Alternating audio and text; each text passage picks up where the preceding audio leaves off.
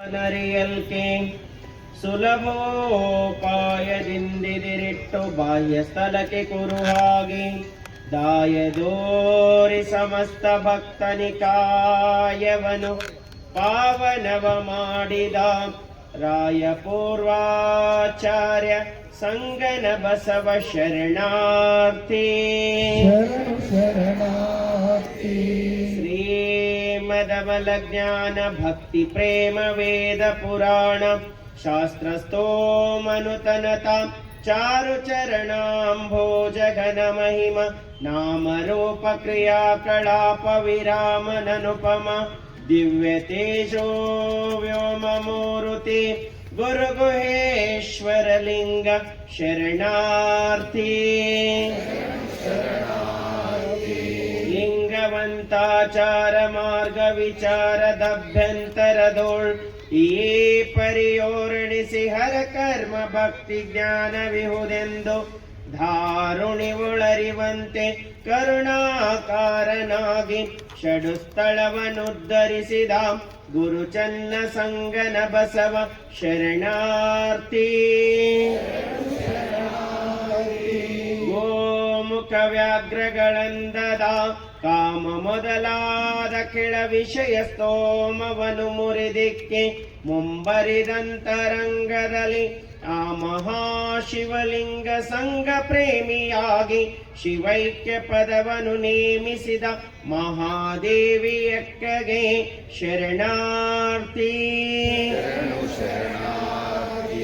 ಮರುಳ ಶಂಕರ ದೇವರಿಗೆ ಕಿನ್ನರಿಯ ಬೊಮ್ಮಣ್ಣಂಗೆ ಎಲೇಶ್ವರದ ಕೇತಯ್ಯಂಗೆ ಗಾಣದ ಕಣ್ಣಪಯ್ಯಂಗೆ ಪರಿಪರಿಯ ಶಿವಲಿಂಗ ಭಕುತಿಯ ಪರುಟವಿಸಿ ಕಾಲನ ನಿವಾರಿಸಿ ಹರನ ನೊಚ್ಚ ತಗೊಂಡ ಶಿವ ಶರಣರಿಗೆ ಶರಣಾರ್ಥಿ ಶರಣು ಶರಣಾರ್ಥಿ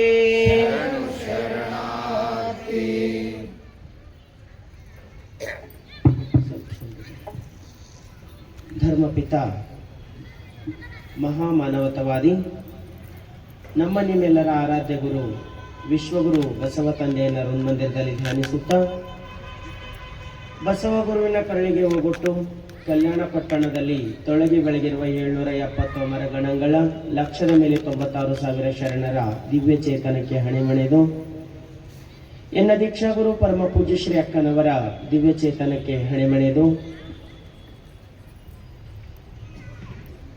ಜಗಜ್ಯೋತಿ ಬಸವೇಶ್ವರ ಜಯಂತ್ಯೋತ್ಸವದ ನಿಮಿತ್ತವಾಗಿ 15 ದಿನಗಳ ಕಾಲ ಬಸವ ಭಾಷೆ ಪ್ರವಚನವನ್ನು ಹಮ್ಮಿಕೊಂಡಿದ್ದು ಈ ಪ್ರವಚನದ 6ನೇ ದಿನವಾದ ಇಂದು ಪ್ರವಚನದ ಪ್ರಭೆಯಿಂದ ತಮ್ಮೆಲ್ಲರ ಬಾಳಿನಲ್ಲಿ ಆ ಪರಮ ಕರುಣೆಯನ್ನು ಹೊಂದಬೇಕೆಂಬ ಹಂಬಲದುಂಬಿದ ಮನದಿಂದ ಆಗಮಿಸಿ ಹಸೀನರಾಗಿರ್ತಕ್ಕಂಥ ಎಲ್ಲ ಶರಣ ತಂದೆ ತಾವರ ಅಡಿದವರಗಳಲ್ಲಿ ನನ್ನ ಅನಂತ ಶರಣು ಶರಣಾರ್ಥಿ. ಇಲ್ಲಿಯವರೆಗೆ ಬಹು ಸುಂದರವಾಗಿ ವಚನ ಗಾಯನವನ್ನು ಮಾಡಿರ್ತಕ್ಕಂಥ ಶಕುಂತಲ ಅಕ್ಕ ಬಳಗಕ್ಕೆ ಒಂದು ಚೂರಾದ ಚಪ್ಪಾಳೆ ನಡುವೆ ತಮ್ಮೆಲ್ಲರಿರಲಿ. ಅವರಿಗೂ ಪೂರ್ವಕ ಶರಣು ಶರಣಾರ್ಥಿ. ಕಾಯದ ಕಳವಳ ಕಂಜಿ ಕಾಯಯ್ಯ ಎನ್ನೇನು, ಜೀವನೋಪಾಯ ಕಂಜಿ ಈಯಯ್ಯ ಎನ್ನೇನು, ಯದ್ಭವಂ ತದ್ಭವತಿ ಉರಿ ಬರಲಿ ಸಿರಿ ಬರಲಿ ಬೇಕು ಬೇಡೇನೇನಯ್ಯ, ಆ ನಿಮ್ಮ ಹಾರೇನು ಮಾನವರ ಬೇಡೇನು ಆಣೆ ನಿಮ್ಮಾಣೆ ಕೂಡಲ ಸಂಗಮ ದೇವ. ಕಳೆದ 5 ದಿನಗಳಿಂದ ನಾವು ಚಿಂತನೆಯನ್ನ ಮಾಡ್ತಾ ಬರ್ತಾ ಇದ್ದೇವೆ. ಮೊಟ್ಟ ಮೊದಲನೇದಾಗಿ ಭಕ್ತ ಭಗವಂತನನ್ನ ಕಾಣಲಿಕ್ಕೆ ಹೊರಟಿದ್ದಾನೆ. ಭಗವಂತನನ್ನ ಕಾಣಬೇಕಾದ್ರೆ ಅಂತರಂಗ ಶುದ್ಧವಾಗಿರಬೇಕು. ಶುದ್ಧವಾಗಿರ್ತಕ್ಕಂಥ ಮನಸ್ಸಿನಲ್ಲಿ ಪರಮಾತ್ಮ ನೆಲೆಯೂರ್ತಾನೆ. ಅದಕ್ಕಾಗಿ ನಾವು ವಿಚಾರ ಮಾಡಿದ್ವಿ ಮೊದಲನೇ ದಿನ ಅಂತರಂಗ ಶುದ್ಧಿಯ ಕಡೆ. ಅದಕ್ಕೆ ಹೇಳ್ತಾರೆ ಬಸವಣ್ಣನವರು, ಬೆಳೆಯ ಭೂಮಿಯಲ್ಲೊಂದು ಪ್ರಳಯದ ಕಸ ಹುಟ್ಟಿ ತಿಳಿಯಲಿಯದು ಎಚ್ಚರ. ಮನಸ್ಸು ಬೆಳೀತಕ್ಕಂಥ ಭೂಮಿ ಅದ, ಅಗಾಧವಾಗಿರ್ತಕ್ಕಂಥ ಶಕ್ತಿ ಇದೆ. ಆದರೆ ಈ ಮನಸ್ಸಿನಲ್ಲಿ ಪ್ರಳಯದ ಕಸವನ್ನ ಹುಟ್ಟಿ ಪರಮಾತ್ಮ ನಡೆಗೆ ಹೋಗ್ಲಿಕ್ಕೆ ಇದು ತಡೀತಾ ಇದೆ. ಹೇಳ್ತಾರೆ ಗುರು ಬಸವಣ್ಣನವರು, ಈ ಪ್ರಳಯದ ಕಸವನ್ನ ಕಿತ್ತಿ ತೆಗಿ ಗುರುದೇವ. ನಾನು ಸುಳಿದೆಗೆದು ಬೆಳೆವೇನು, ಅರ್ಥಾತ್ ನಿನ್ನನ್ನು ಕಾಣ್ತೀನಿ ಅಂತಕ್ಕಂಥ ಒಂದು ಚಿಂತನೆಯನ್ನ ನಾವು ಮೊದಲನೇ ದಿನ ಮಾಡಿದ್ದೇವೆ. ಅದಾದ್ಮೇಲೆ ಭಕ್ತನಲ್ಲಿ ಮುಖ್ಯವಾಗಿ ಬೇಕಾಗ್ತಕ್ಕಂಥದ್ದು ನಂಬಿಕೆ. ಎಲ್ಲಿ ನಂಬಿಕೆ ಇರ್ತದೋ ಅಲ್ಲಿ ಪರಮಾತ್ಮ ಇರ್ತಾನೆ. ಅದಕ್ಕಾಗಿ ನಾವು ನಂಬಿಕೆ ಅತ್ಯಂತ ಮುಖ್ಯವಾಗಿರ್ತಕ್ಕಂಥದ್ದು ಅಂತ ಚಿಂತನೆಯನ್ನ ಮಾಡಿವಿ. ಅದಾದ ನಂತರ ಒಂದೊಂದು ಭಾಷೆಯ ಕುರಿತಾಗಿ ನಾವು ಚಿಂತನೆಯನ್ನ ಮಾಡ್ತಾ ಬಂದಿದ್ದೆವು. ಮೊದಲನೇ ದಿನದ ಚಿಂತನೆ ಮೊದಲನೇ ಭಾಷೆಯ ಚಿಂತನೆ ಚೋರ್ ಹೇಳ್ಬೇಕು, ನೀವು ಹೇಳಕ್ ಬೀದರಿಗೆ ಕೇಳೋದು. ಮೊದಲನೇದು ಯಾವುದು? ನಿತ್ಯ ನಿತ್ಯ ಶಿವರಾತ್ರಿಯ ಮಾಡುವ ಭಾಷೆ. ನಿತ್ಯ ನಿತ್ಯ ಶಿವರಾತ್ರಿಯ ಮಾಡುವ ಭಾಷೆ. ಅದಕ್ಕೆ ಪೂರಕ ವಚನ ಅಚ್ಚಿಗಬೇಕಯ್ಯ. ಸಂಸಾರದೊಡನೆ ನಿತ್ಯ ನಿತ್ಯ ಶಿವರಾತ್ರಿಯ ಮಾಡುವುದು, ಅರ್ಚನೆ ಪೂಜನೆಯ ಮಾಡುವುದು, ಬೇಗ ಬೇಗ ಕೂಡಲ ಸಂಗನ ಕೂಡುವುದು. ಬಹಳ ಸುಂದರವಾಗಿರ್ತಕ್ಕಂಥ ವಚನ, ಅತ್ಯಂತ ಸರಳವಾಗಿ ದೇವನನ್ನ ಕಾಣ್ತಕ್ಕಂಥದ್ದು ತಿಳಿಸ್ತಾ ಇದ್ದಾರೆ. ನಿತ್ಯ ನಿತ್ಯ ಶಿವರಾತ್ರಿಯ ಮಾಡುವುದು, ಅರ್ಚನೆ ಪೂಜನೆಯ ಮಾಡುವುದು, ನಾವು ಪರಮಾತ್ಮನೆಡೆಗೆ ಹೋಗುವುದು ಅನ್ನೋದು ಹೇಳ್ತಾರೆ. ಇನ್ನು ಎರಡನೆಯ ದಿನ ಚಿಂತನೆ ನಮ್ಮದಾಯ್ತು. ಯಾವುದು? ಭಕ್ತರ ಅಚ್ಚ ಶಿವನೆಂದಿಪ್ಪ ಭಾಷೆ. ಭಕ್ತರ ನಚ್ಚ ಶಿವನೆಂದಿಪ್ಪ ಭಾಷೆ. ಭಕ್ತ ಬೇರೆಯಲ್ಲ, ಭಗವಂತ ಬೇರೆಯಲ್ಲ. ಭಗವಂತನ ವಾಸಸ್ಥಾನವೇ ಭಕ್ತನ ಅಂಗ. ಭಕ್ತನಲ್ಲಿ ಭಗವಂತ ಅಡಗಿರ್ತಾನೆ. ಭಕ್ತನ ಮುಖಾಂತರವಾಗಿ ಭಗವಂತ ಮಾತಾಡ್ತಾನೆ. ಭಕ್ತನ ಮುಖಾಂತರವಾಗಿ ಭಗವಂತ ಪ್ರಸಾದ ಮಾಡ್ತಾನೆ.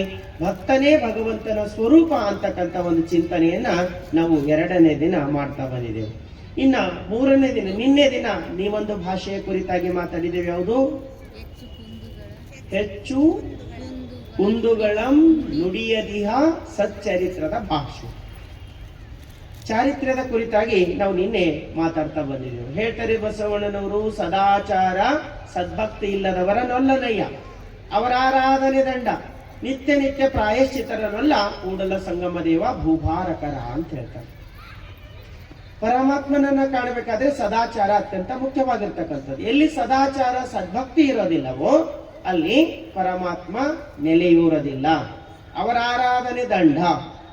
ಎಷ್ಟು ದಿನಾರ ಇದ್ರಾಗಿರ ಬಹಳ ಚಂದ ಹೇಳ್ತಾರೆ ಬಸವಣ್ಣರು. ಹಲವು ಕಾಲ ನೀರೊಳಗಿದ್ದ ಕಲ್ಲಾದಡಿ.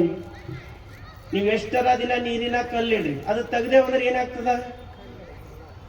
20 ವರ್ಷ ನೀರಿನ ಕಲ್ಲು ಇಟ್ಟು 2 ನಿಮಿಷ ಹೊರಗೆ ತೆಗೆದಿಡ್ರಿ, ಇದು ನೀರಿನಾಗ ಇತ್ತೋ ಇಲ್ಲೋ ಅನ್ನಂಗೆ ಒಣಗೋಗ್ಬಿಡ್ತದ. ಹಂಗ ನಮ್ದು ಸಮರಸದ ಭಕ್ತಿ ಆಗಬೇಕೆ ವಿನಃ ನಮ್ಮ ಭಕ್ತಿ ಲಾಭಾಚಾರಿಕ ಭಕ್ತಿ ಆಗಬಾರ್ದು. ಅದಕ್ಕೆ ಹೇಳ್ತಾರೆ ಶರಣರು ಹೆಂಗಂದ್ರೆ, ಸದಾಚಾರ ಸದ್ಭಕ್ತಿ ಇಲ್ಲದವರನ್ನು ವಲ್ಲನಯ್ಯ. ಸ್ಪಷ್ಟತೆ ಕೊಡ್ತಾರೆ ಬಸವಣ್ಣನವರು. ಎಲ್ಲಿ ಸದಾಚಾರ ಇರೋದಿಲ್ಲವೋ, ಎಲ್ಲಿ ಸದ್ಭಕ್ತಿ ಇರೋದಿಲ್ಲವೋ ಅಲ್ಲಿ ಪರಮಾತ್ಮ ಸ್ವೀಕಾರ ಮಾಡಲ್ಲ ಅಂತಕ್ಕಂಥ ಚಿಂತನೆಯನ್ನ ನಿನ್ನೆ ದಿನ ನಾವು ಮಾಡಿದೆವು. ಇವತ್ತಿನ ದಿನ ಹೇಳ್ತಾ ಇದ್ದಾರೆ ಮೃಡನಿಗೂ ಬೇಡದ ಭಾಷೆ. ಮೃಡನಿಗೂ ಬೇಡದ ಭಾಷೆ ಹೇಳ್ರಿ ನೋಡ್ರಿ ಒಂದ್ಸರಿ. ಮೃಡನಿಗೂ ಬೇಡದ ಭಾಷೆ ಯಾಕೆ ಹೇಳಿಸ್ತೀನಿ ಅಂದ್ರೆ ನೆನಪಿರ್ಬೇಕು.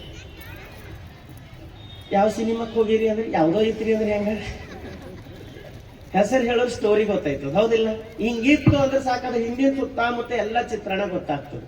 ನಾವು ಟೈಟಲ್ ಯಾಕೆ ಕೊಡ್ತೀವಿ ಅಂದ್ರೆ ಟೈಟಲ್ ಹೇಳೋದು ಸಾಕು, ಒಳಗಿನ ಕಂಟೆಂಟ್ ಗೊತ್ತಾಯ್ತದೆ, ಏನದ ಅಂತ ನಾವು ಗೊತ್ತಾಗ್ತದೆ. ಅದಕ್ಕಾಗಿ ಹೇಳ್ತಾರೆ ಮೃಡನಿಗೂ ಬೇಡದ ಭಾಷೆ. ಮೃಡ ಅಂದ್ರೆ ಯಾರು?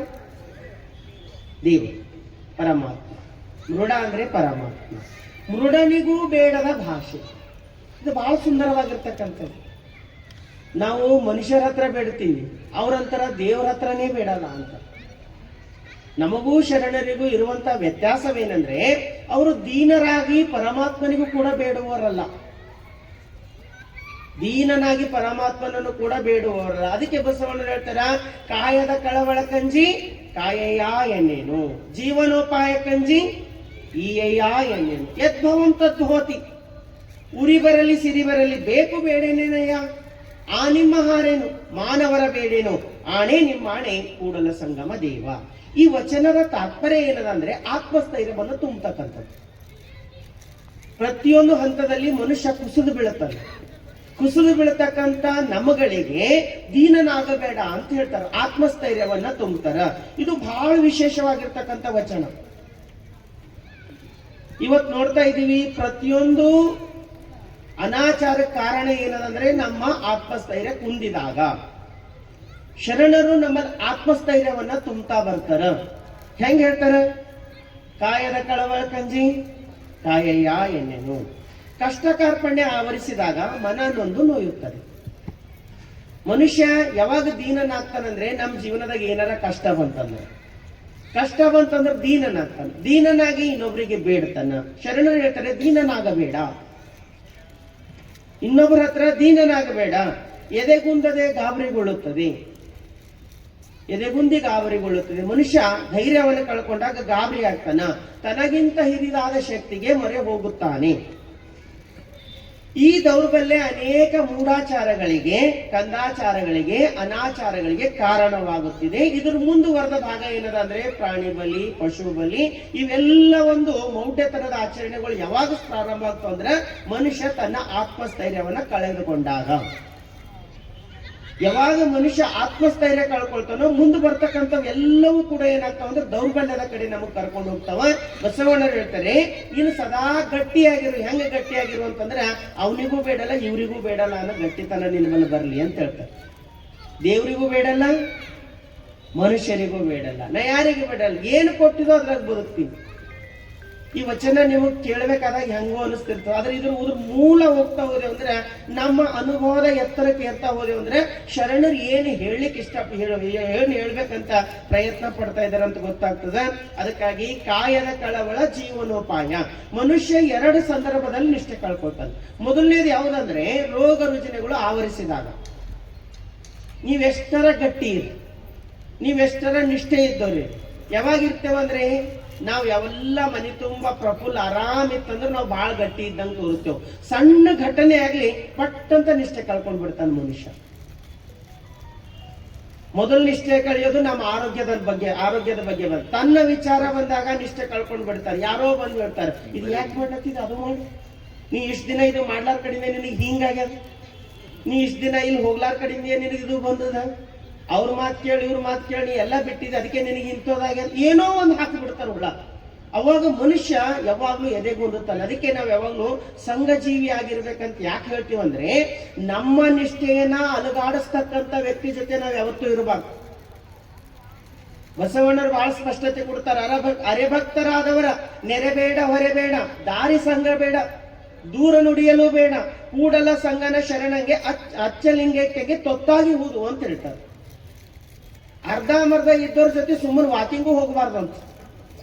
ದಾರಿ ಸಂಗಡ ಬೇಡ, ಸುಮ್ಮನೆ ಹಿಂದೂ ಕರ್ಕೊಂಡು ಹೋಗ್ಬೇಡ್ರ, ಹೋದ್ರಿಲ್ಲ ಅಳಗಡಿಸೇ ಬಿಡ್ತಾರೆ.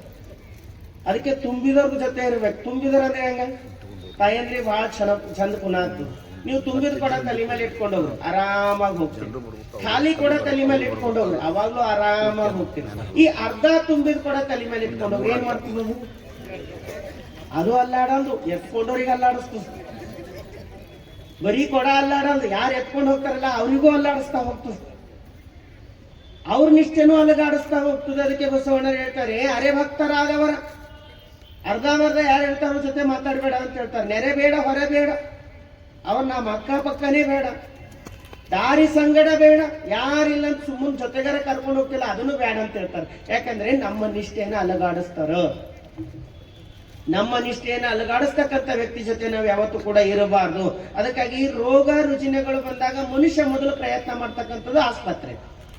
ಇನ್ನು ಆಸ್ಪತ್ರೆಯಲ್ಲಿ ಆಗಲಿಲ್ಲ ಅಂತಂದ್ರೆ ಕೊನೆಗೆ ಮನುಷ್ಯ ಧೈರ್ಯಗೆಡ್ತಾನೆ. ಅವಾಗ ಬರ್ತಾರೆ ಇವರೆಲ್ಲ, ಇದು ಮಾಡು, ಅದು ಮಾಡು, ಆ ಪೂಜೆ ಮಾಡು, ಈ ಪೂಜೆ ಮಾಡು, ಇದು ಮಂತ್ರ ತಗೋ, ಅದು ತಾಯ್ತ ಕಟ್ಕೋ, ಏನೋ ಒಂದು ಎಕ್ಕಡೋ ಒಂದು ಎಳ್ಕೊಂಡು ಹೋಗ್ತಾರ. ಮನುಷ್ಯ ಪಾಪ ಹೋಗ್ಬೇಕಂತ ಹೋಗಿಲ್ಲ, ಅವಾಗ ಧೃತಿಗೆಟ್ಟಿರ್ತಾನ, ಆತ್ಮವಿಶ್ವಾಸ ಕಳ್ಕೊಂಡಿರ್ತಾನ. ಅಂತ ಸಂದರ್ಭದಾಗ ಹೌದಲ್ಲ ಇದು ಮಾಡಿ ನೋಡ್ರಿ ಏನು ತಪ್ಪದ ಅಂತ ತಿಳ್ಕೊಳ್ತಾನ. ಮಾಡಿ ನೋಡ್ರಿ ತಪ್ಪದ ಏನಾಗ್ತದ ಅಂತ ತಿಳ್ಕೊಂಡು ಮಾಡ್ಲಿಕ್ಕೆ ಪ್ರಾರಂಭ ಮಾಡ್ತಾನ. ಇಷ್ಟು ವರ್ಷ ಉಳಿಸ್ಕೊಂಡು ಬಂದಿರತಕ್ಕಂತ ನಮ್ಮ ಭಕ್ತಿ ಎಲ್ಲೋ ಒಂದು ಕ್ಷಣದಾಗ ಮರೆಯಾಗಿ ಹೋಗ್ತದ. ಇನ್ನೆರಡನೇದು ಆರ್ಥಿಕ ಪರಿಸ್ಥಿತಿ.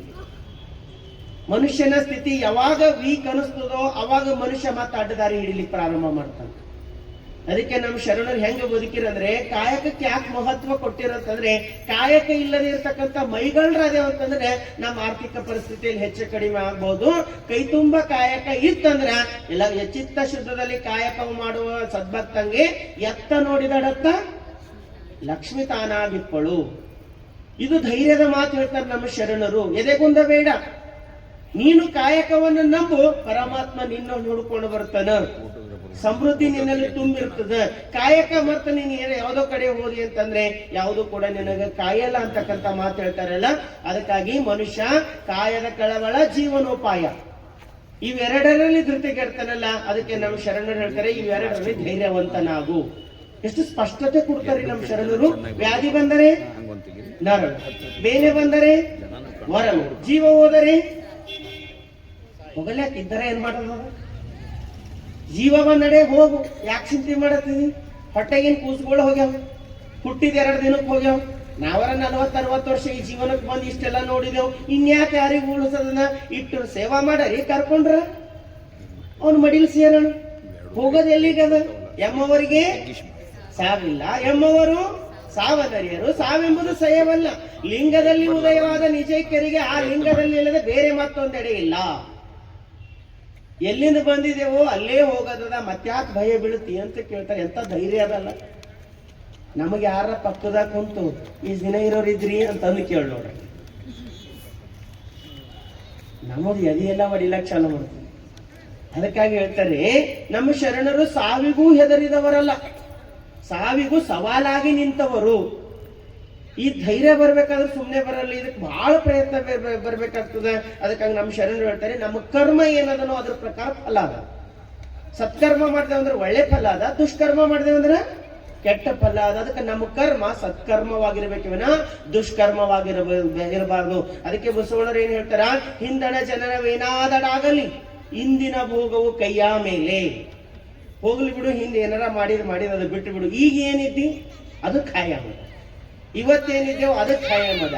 ನಾನು ಅದಕ್ಕೆ ಯಾವಾಗ್ಲೂ ಕೂಡ ಒಂದು ಮಾತು ಹೇಳ್ತೀನಿ, ಮೊನ್ನೆನೂ ಕೂಡ ನಿಮಗೆ ಹೇಳೀನಿ. ನಿನ್ನೆವರೆಗೂ ನಾವೇನಿದ್ದೇವೋ ಗೊತ್ತಿಲ್ಲ, ಆದ್ರೆ ಇವತ್ತೇ ಹುಟ್ಟಿದ್ದೇವೆ ಅನ್ಕೊಳ್ಳೋಣ. ಇವತ್ತಿನವರೆಗೂ ನಾವು ಚಂದ ಇರ್ತೇವೆ. ಇವತ್ತಿನಿಂದ ನಾವು ಒಳ್ಳೇದೇ ಮಾಡ್ತೇವೆ. ಇವತ್ತಿನಿಂದ ನಾವು ಯಾರಿಗೆ ಕೆಟ್ಟದ್ ಮಾಡಲ್ಲ, ಕೇಡ್ ಬಯಸಲ್ಲ, ಎಲ್ಲರಿಗೂ ಒಳ್ಳೇದನ್ನೇ ಬಯಸ್ತೀವಿ ಅಂತ ಸತ್ಕರ್ಮ ನಮ್ಮೊಳಗೆ ತುಂಬಿಕೊಟ್ಟವ್ರಿ. ನಮ್ಮ ಕರ್ಮನೇ ಮುಂದೊಂದು ದಿನ ನಮಗೆ ಫಲವಾಗ್ತದ.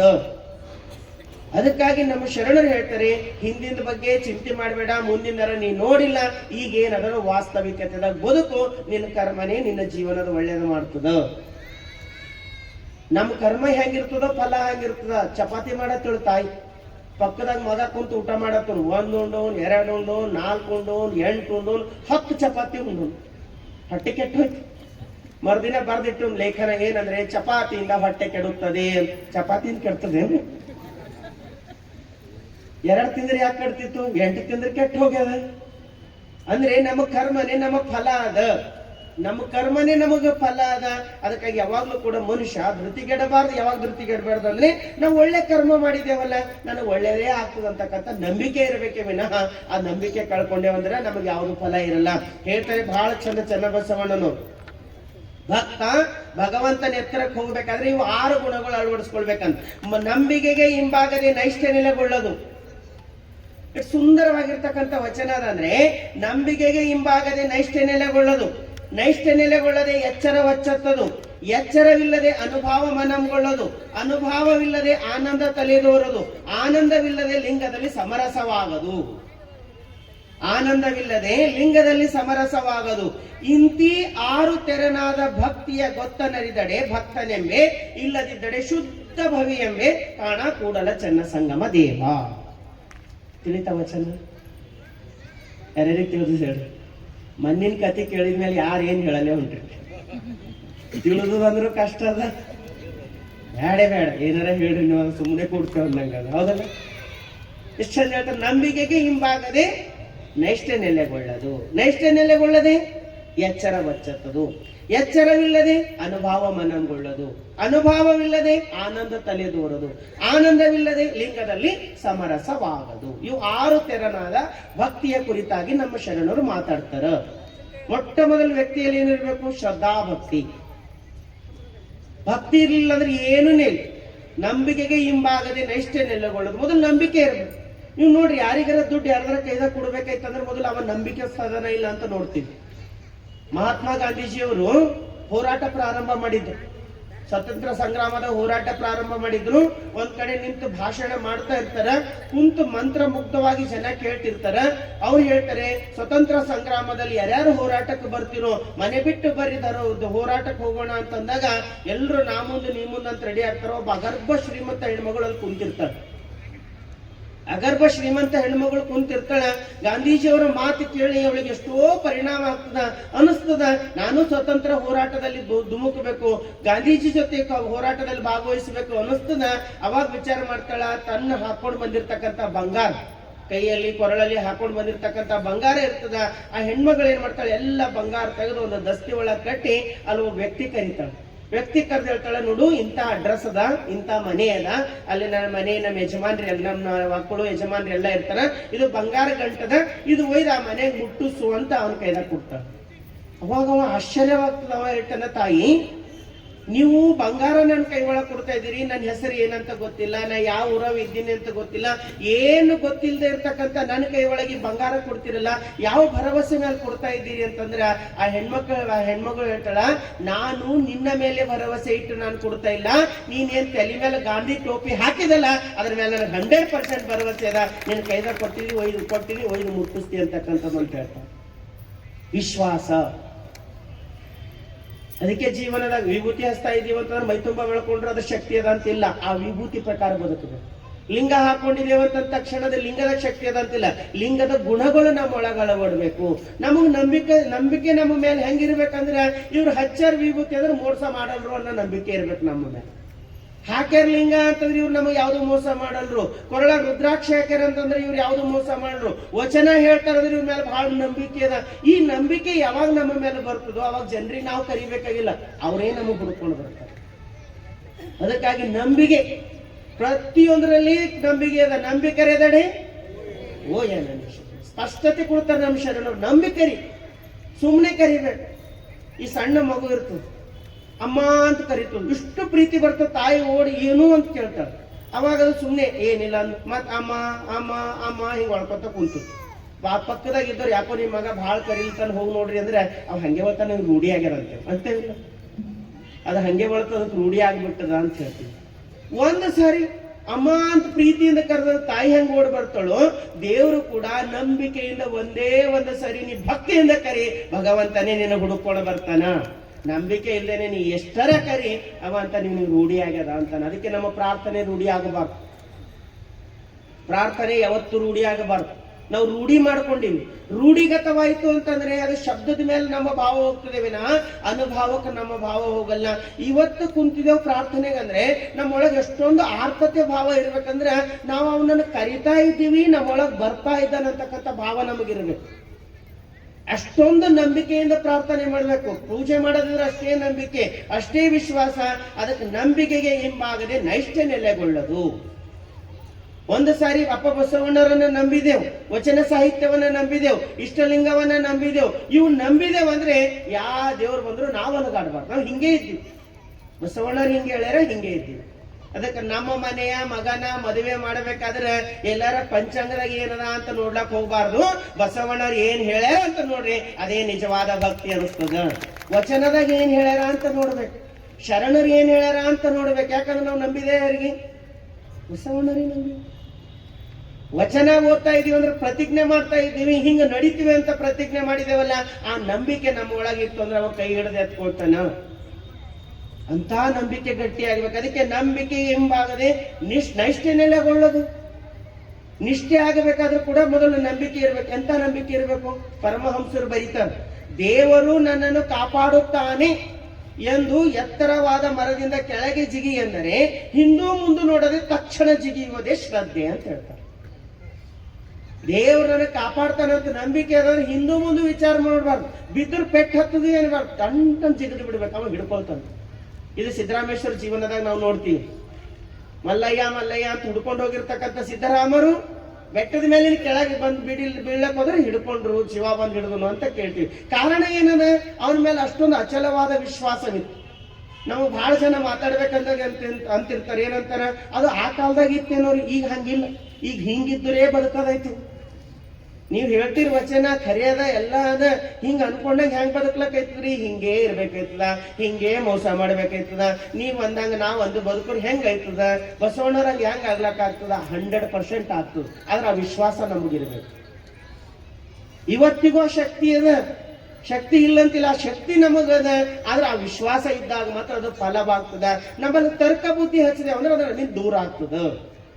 ನಮ್ಮ ವಿಚಾರಗಳು ಅದ್ರಾಗ ಸೇರಿಸ್ದೇವ ಅಂತಂದ್ರೆ ಭಗವಂತ ಅಂತನಂತ ನಿಂದೊಂದ್ ಸ್ವಲ್ಪ ಸೇರಿಸಿದಲ್ಲ, ಜರ ನೀನೇ ಪ್ರಯತ್ನ ಮಾಡ್ಕೋ ಅಂತಾನಂತ. ನಿಂದ ನೀ ಪ್ರಯತ್ನ ಮಾಡ್ಕೋ ಅಂತಾನಂತ. ಅದಕ್ಕೆ ಹೆಂಗಿರ್ಬೇಕು? ಅವನ ಮೇಲೆ ನಂಬಿಕೆ. ಒಬ್ಬ ಕಳ್ಳ ಕದಿಲಿಕ್ ಹೋಗಿನು ಕದ್ಕೊಂಡು ಹೋಗ್ತಾ ಇದ್ದನು. 4 ಜನ ನೋಡ್ರು, ಬೆನ್ನಟ್ರು.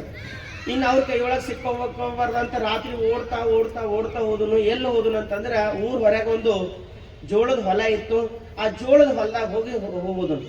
ಜೋಳದ ಹೊಲದ ಒಳಗೆ ಓಡೋದನ್ನು. ರಾತ್ರಿ ಕತ್ಲೆ ಇತ್ತು, ಹುಡುಕುತ್ತಾ ಬಂದ್ರು. ಅವರು ಸುತ್ತಮುತ್ತ ಹುಡುಕಿದ್ರು, ಸಿಗ್ಲಿಲ್ಲ. ಕೊನೆಗೆ ಅಲ್ಲೇ ರಾತ್ರಿ ಕಳೆದನು. ಬೆಳಗಾಗೆದ್ದನು. ಇನ್ನೇನು ಹೊರಗೆ ಹೋಗ್ಬೇಕಂತ ನೋಡೋದ್ರೊಳಗಾಗ ಅವ್ರು ಇನ್ನ ಕಳ್ಳಗ್ ಹುಡುಕ್ತಾ ಇದ್ರು. ಇನ್ನು ಹೊರಗೆ ಹೋದ್ರೆ ಏನಾರ ಮಾಡ್ತಾರಂತ ಒಳಗೆ ಕುಂತು ಸಣ್ಣ ಬೆಂಕಿ ಹಾಕೋನು. ಅದ್ರಾಗೆ ಜೋಳದ ಸೀತನಿ ತನಿ ಹಾಕಿ ಅವೇ ಜೋಳವನ್ನು ತಿಂದು ಅಲ್ಲೇ ಮಧ್ಯಾಹ್ನದವರೆಗೂ ಕುಂತನು. ಮತ್ತೆ ಹೊರಗೆ ನೋಡ್ತಾರೆ, ಇನ್ನ ಅವ್ರು ಕಾಯ್ಕೊಂಡೇ ಕುಂತಿದ್ರು. ಎಲ್ಲದನ್ನ ಕಳ್ಳ ಹಿಡಿಯರಿ ಬಿಡಬಾರ್ದು ಅಂತ ಕಾಯ್ಕೊಂಡು ಕುಂತಿದ್ರು. ಇವೇ ವಿಚಾರ ಮಾಡೋನು, ಹೆಂಗ ಹೊರಗೆ ಹೋದ್ರೆ ಬಿಡಲ್ರು, ಏನ್ ಮಾಡೋಣ? ಪಟ್ಟ ಅಂತ ಬಟ್ಟೆ ತೆಗೆದು ಒಂದ್ ಕಡೆ ಬಿಸಾಕುನು.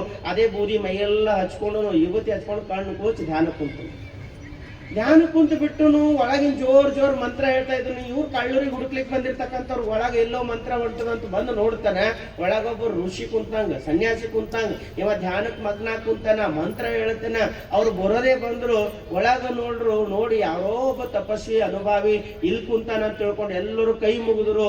ನಿಮ್ಗೆ ಏನಾರ ಕಾಣಿಕೆ ಬೇಕಂತ ಇಷ್ಟು ಕಾಣಿಕೆ ಇಟ್ರು, ಶಣ್ ಮಾಡ್ರು. ಇಲ್ಲೊಬ್ಬ ಕಳ್ಳನ ಹುಡ್ಕೊಂಡು ಬರ್ತಾ ಇದ್ದೀವಪ್ಪರೇ, ಎಲ್ಲಿ ಸಿಗುತ್ತಾನ ಅಂದ್ರ ಈ ಕಡೆ ಹೋಗಿ ಸಿಗುತ್ತಾನ ಅಂತ ಕೈ ಮಾಡೋನು. ಯಾರು ಇವನು ಮಾತು ಕೇಳ ಅವ್ರು ಓಡೋಗ್ಬಿಟ್ರು. ಅವ್ರು ಓಡೋಗೋವರೆಗೂ ಅವನಿಗೆ ಏನ್ ಅನಿಸ್ಲಿಲ್ಲ. ಆಮೇಲೆ ಪರಿಣಾಮ ಆಯ್ತು. ಒಂದು ನಿಮಿಷನ ಈ ಜಾಗದಾಗ ಕುಂತು ಈ ಲಾಂಛನವನ್ನು ಹೊತ್ತು ಈ ರೀತಿ ನಾ ಆಚರಣೆ ಮಾಡಿದ್ರೆ ಲಾಠಿ ಏಟು ಬೀಳ್ತಕ್ಕಂಥವರೆಲ್ಲ ಕೈ ಮುಗಿದು ಹೋದ್ರು, ಕೈ ಜೋಡಿಸಿ ನನಗ್ ಶ್ರದ್ಧೆಯಿಂದ ಮಾತಾಡ್ ಹೋದ್ರು. 1 ನಿಮಿಷ ಕುಂತಿದ್ದಕ್ಕಾಗಿ ಇಷ್ಟೊಂದು ಶಕ್ತಿ ಅದಂದ್ರೆ ಜೀವನನೇ ಇದು ಅಳವಡಿಸ್ಕೊಂಡ್ರು ಮತ್ತೆ ಹೆಂಗಿರ್ಬೇಕಂತ ಕಳ್ಳತನ ಬಿಟ್ಟನು ಸನ್ಯಾಸಿ ಜೀವನ ತಗೊಂಡು ಬದುಕುನಂತ ಕತೆ ಇರ್ಬೋದು. ಆದ್ರೆ ಅದ್ರೊಳಗಿರ್ತಕ್ಕಂಥ ವಿಶ್ವಾಸ, ಅವನಿಟ್ಟಿರ್ತಕ್ಕಂಥ ನಂಬಿಕೆ, ಅದಕ್ಕೆ ಒಂದೇ ಸರಿ ಹಿಂಗ ಬದಲಾವಣೆ ಆಗಬೇಕಂದ್ರೆ ಒಮ್ಮೆ ಬಿಟ್ಟಿದೆ ಅಂದ್ರೆ ಮುಗಿದು ಹೋಯ್ತು. ತಿರುಗಿ ನೋಡಬಾರ್ದು. ತಿರುಗಿ ನೋಡಿದೆ ಅಂತ ನಮ್ಗೆ ವಿಶ್ವಾಸ ಇಲ್ಲಂದಂಗ ಆಗ್ತದ. ಅದಕ್ಕಾಗಿ ಹೇಳ್ತಾರೆ ಶ್ರದ್ಧೆ ಅಂದ್ರೆ ಹೆಂಗಿರ್ಬೇಕಂದ್ರೆ ನಾವು ಮೇಲಿಂದ ಜಿಗಿದೆ ಅಂದ್ರೆ ಪಟ್ಟಂತ ಜಿಗಿಬೇಕು. ಅಲ್ಲಿ ಹಿಂದೂ ಮುಂದೆ ಯೋಚನೆ ಮಾಡಬಾರ್ದು. ಅಲ್ಲಿ ಪರಮಾತ್ಮ ನಮಗ್ ಕೈ ಹಿಡಿದು ಎತ್ಕೊಳ್ತಾನೆ. ಅವನೇ ಬರ್ತಾನಂತಿಲ್ಲ, ಯಾವ ಸ್ವರೂಪದಾಗ ನಮಗ್ ತಡಿತಾನೋ ಗೊತ್ತಾಗೋದಿಲ್ಲ. ಅಷ್ಟೊಂದು ನಂಬಿಕೆ ಇರ್ಬೇಕು. ಯಾರು ಇರ್ತಾರೆ ಹೇಳ್ರಿ? ಹಿಂಗ ಸಣ್ಣ ಮಗು ಇರ್ತದೆ, ಎಲ್ಲೋ ಒಂದ್ ಮ್ಯಾಲ ಕಟ್ಟೆ ಮೇಲೆ ನಿಂದಿರ್ಸಿರ್ತೇವೆ. ಕೆಳಗ ತಾಯಿನೋ ತಂದೆನೋ ನಿಂತಿರ್ತಾರ. ಮಗ ಜಿಗಿ ಅಂದ್ರೆ ಅದು ವಿಚಾರ ಮಾಡೋದು ಏನ್ ಮಾಡ್ತದ? ಪಟ್ಟಂತ ಜಿಗಿ ಬಿಡ್ತದ. ಅದಕ್ಕೆ ಯಾರ ಮೇಲೆ ವಿಶ್ವಾಸ ಅದ? ತಂದೆ ತಾಯಿ ಮೇಲೆ ವಿಶ್ವಾಸ. ಇವ್ರು ಕೈ ಬಿಡಲ್ಲ ಅನ್ನೋ ವಿಶ್ವಾಸ ಮಗುವಿಗದ. ಅದಕ್ಕೆ ಯೇಸು ಕ್ರಿಸ್ತರು ಹೇಳ್ತಾರೆ, ಎಲ್ಲಿಯವರೆಗೆ ನಿನ್ನ ಮನಸ್ಸು ಮಗುವಿನಂತ ಆಗುವುದಿಲ್ಲವೋ ಅಲ್ಲಿಯವರೆಗೆ ಆ ದೇವರ ರಾಜ್ಯದಲ್ಲಿ ನೀನು ಪ್ರವೇಶಿಸಲು ಸಾಧ್ಯವಿಲ್ಲ ಅಂತ ಹೇಳ್ತಾರೆ. ನಮ್ಮ ಮನಸ್ಸು ಮಕ್ಕಳಂತ ಆಗಬೇಕಂದ್ರೆ ಏನು? ಮುಗ್ಧತೆ, ತರ್ಕ ವಿಚಾರ ಇಲ್ಲ ಮಕ್ಕಳಲ್ಲಿ. ಮಕ್ಕಳು ಬಹಳ ಮುಗ್ಧತೆ ಇರ್ತಾರೆ. ಆದ್ರೆ ಆ ಮುಗ್ಧತೆ ಒಳಗೆ ಕಲ್ಮಶ ತುಂಬೋರು ನಾವೇ.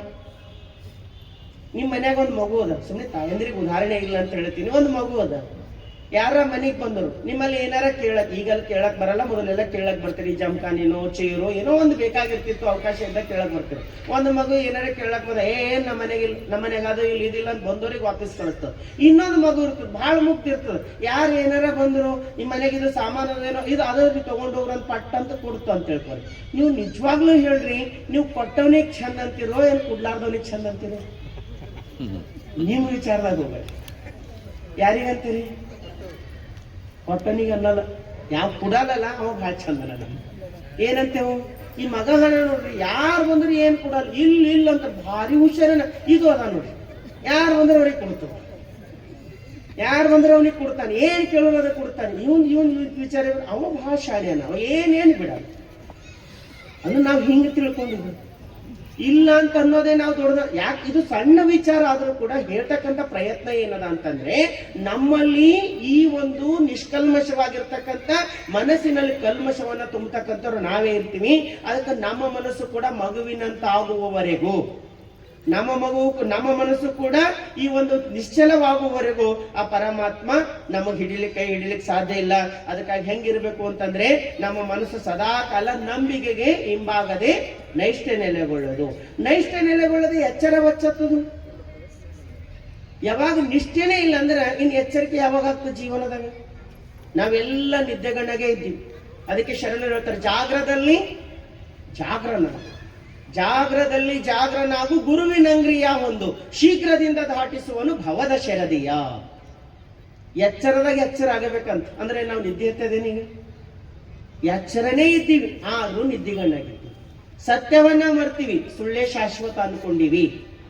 ಮಿಥ್ಯವಾಗಿರ್ತಕ್ಕಂಥದ್ದನ್ನು ದುಡಿಯುವುದರಲ್ಲಿ ಜೀವನ ಕಳೀತಾ ಇದ್ದೀವಿ, ಸತ್ಯ ಶಾಶ್ವತ ಆನಂದವನ್ನ ಮರ್ತೋಗಿವಿ. ಅದಕ್ಕಾಗಿ ಹೇಳ್ತಾರೆ, ಜಾಗ್ರದಲ್ಲಿ ಜಾಗ್ರ ನಾವು, ಎಚ್ಚರಿಕೆಯಲ್ಲಿ ಎಚ್ಚರ ನಾವು.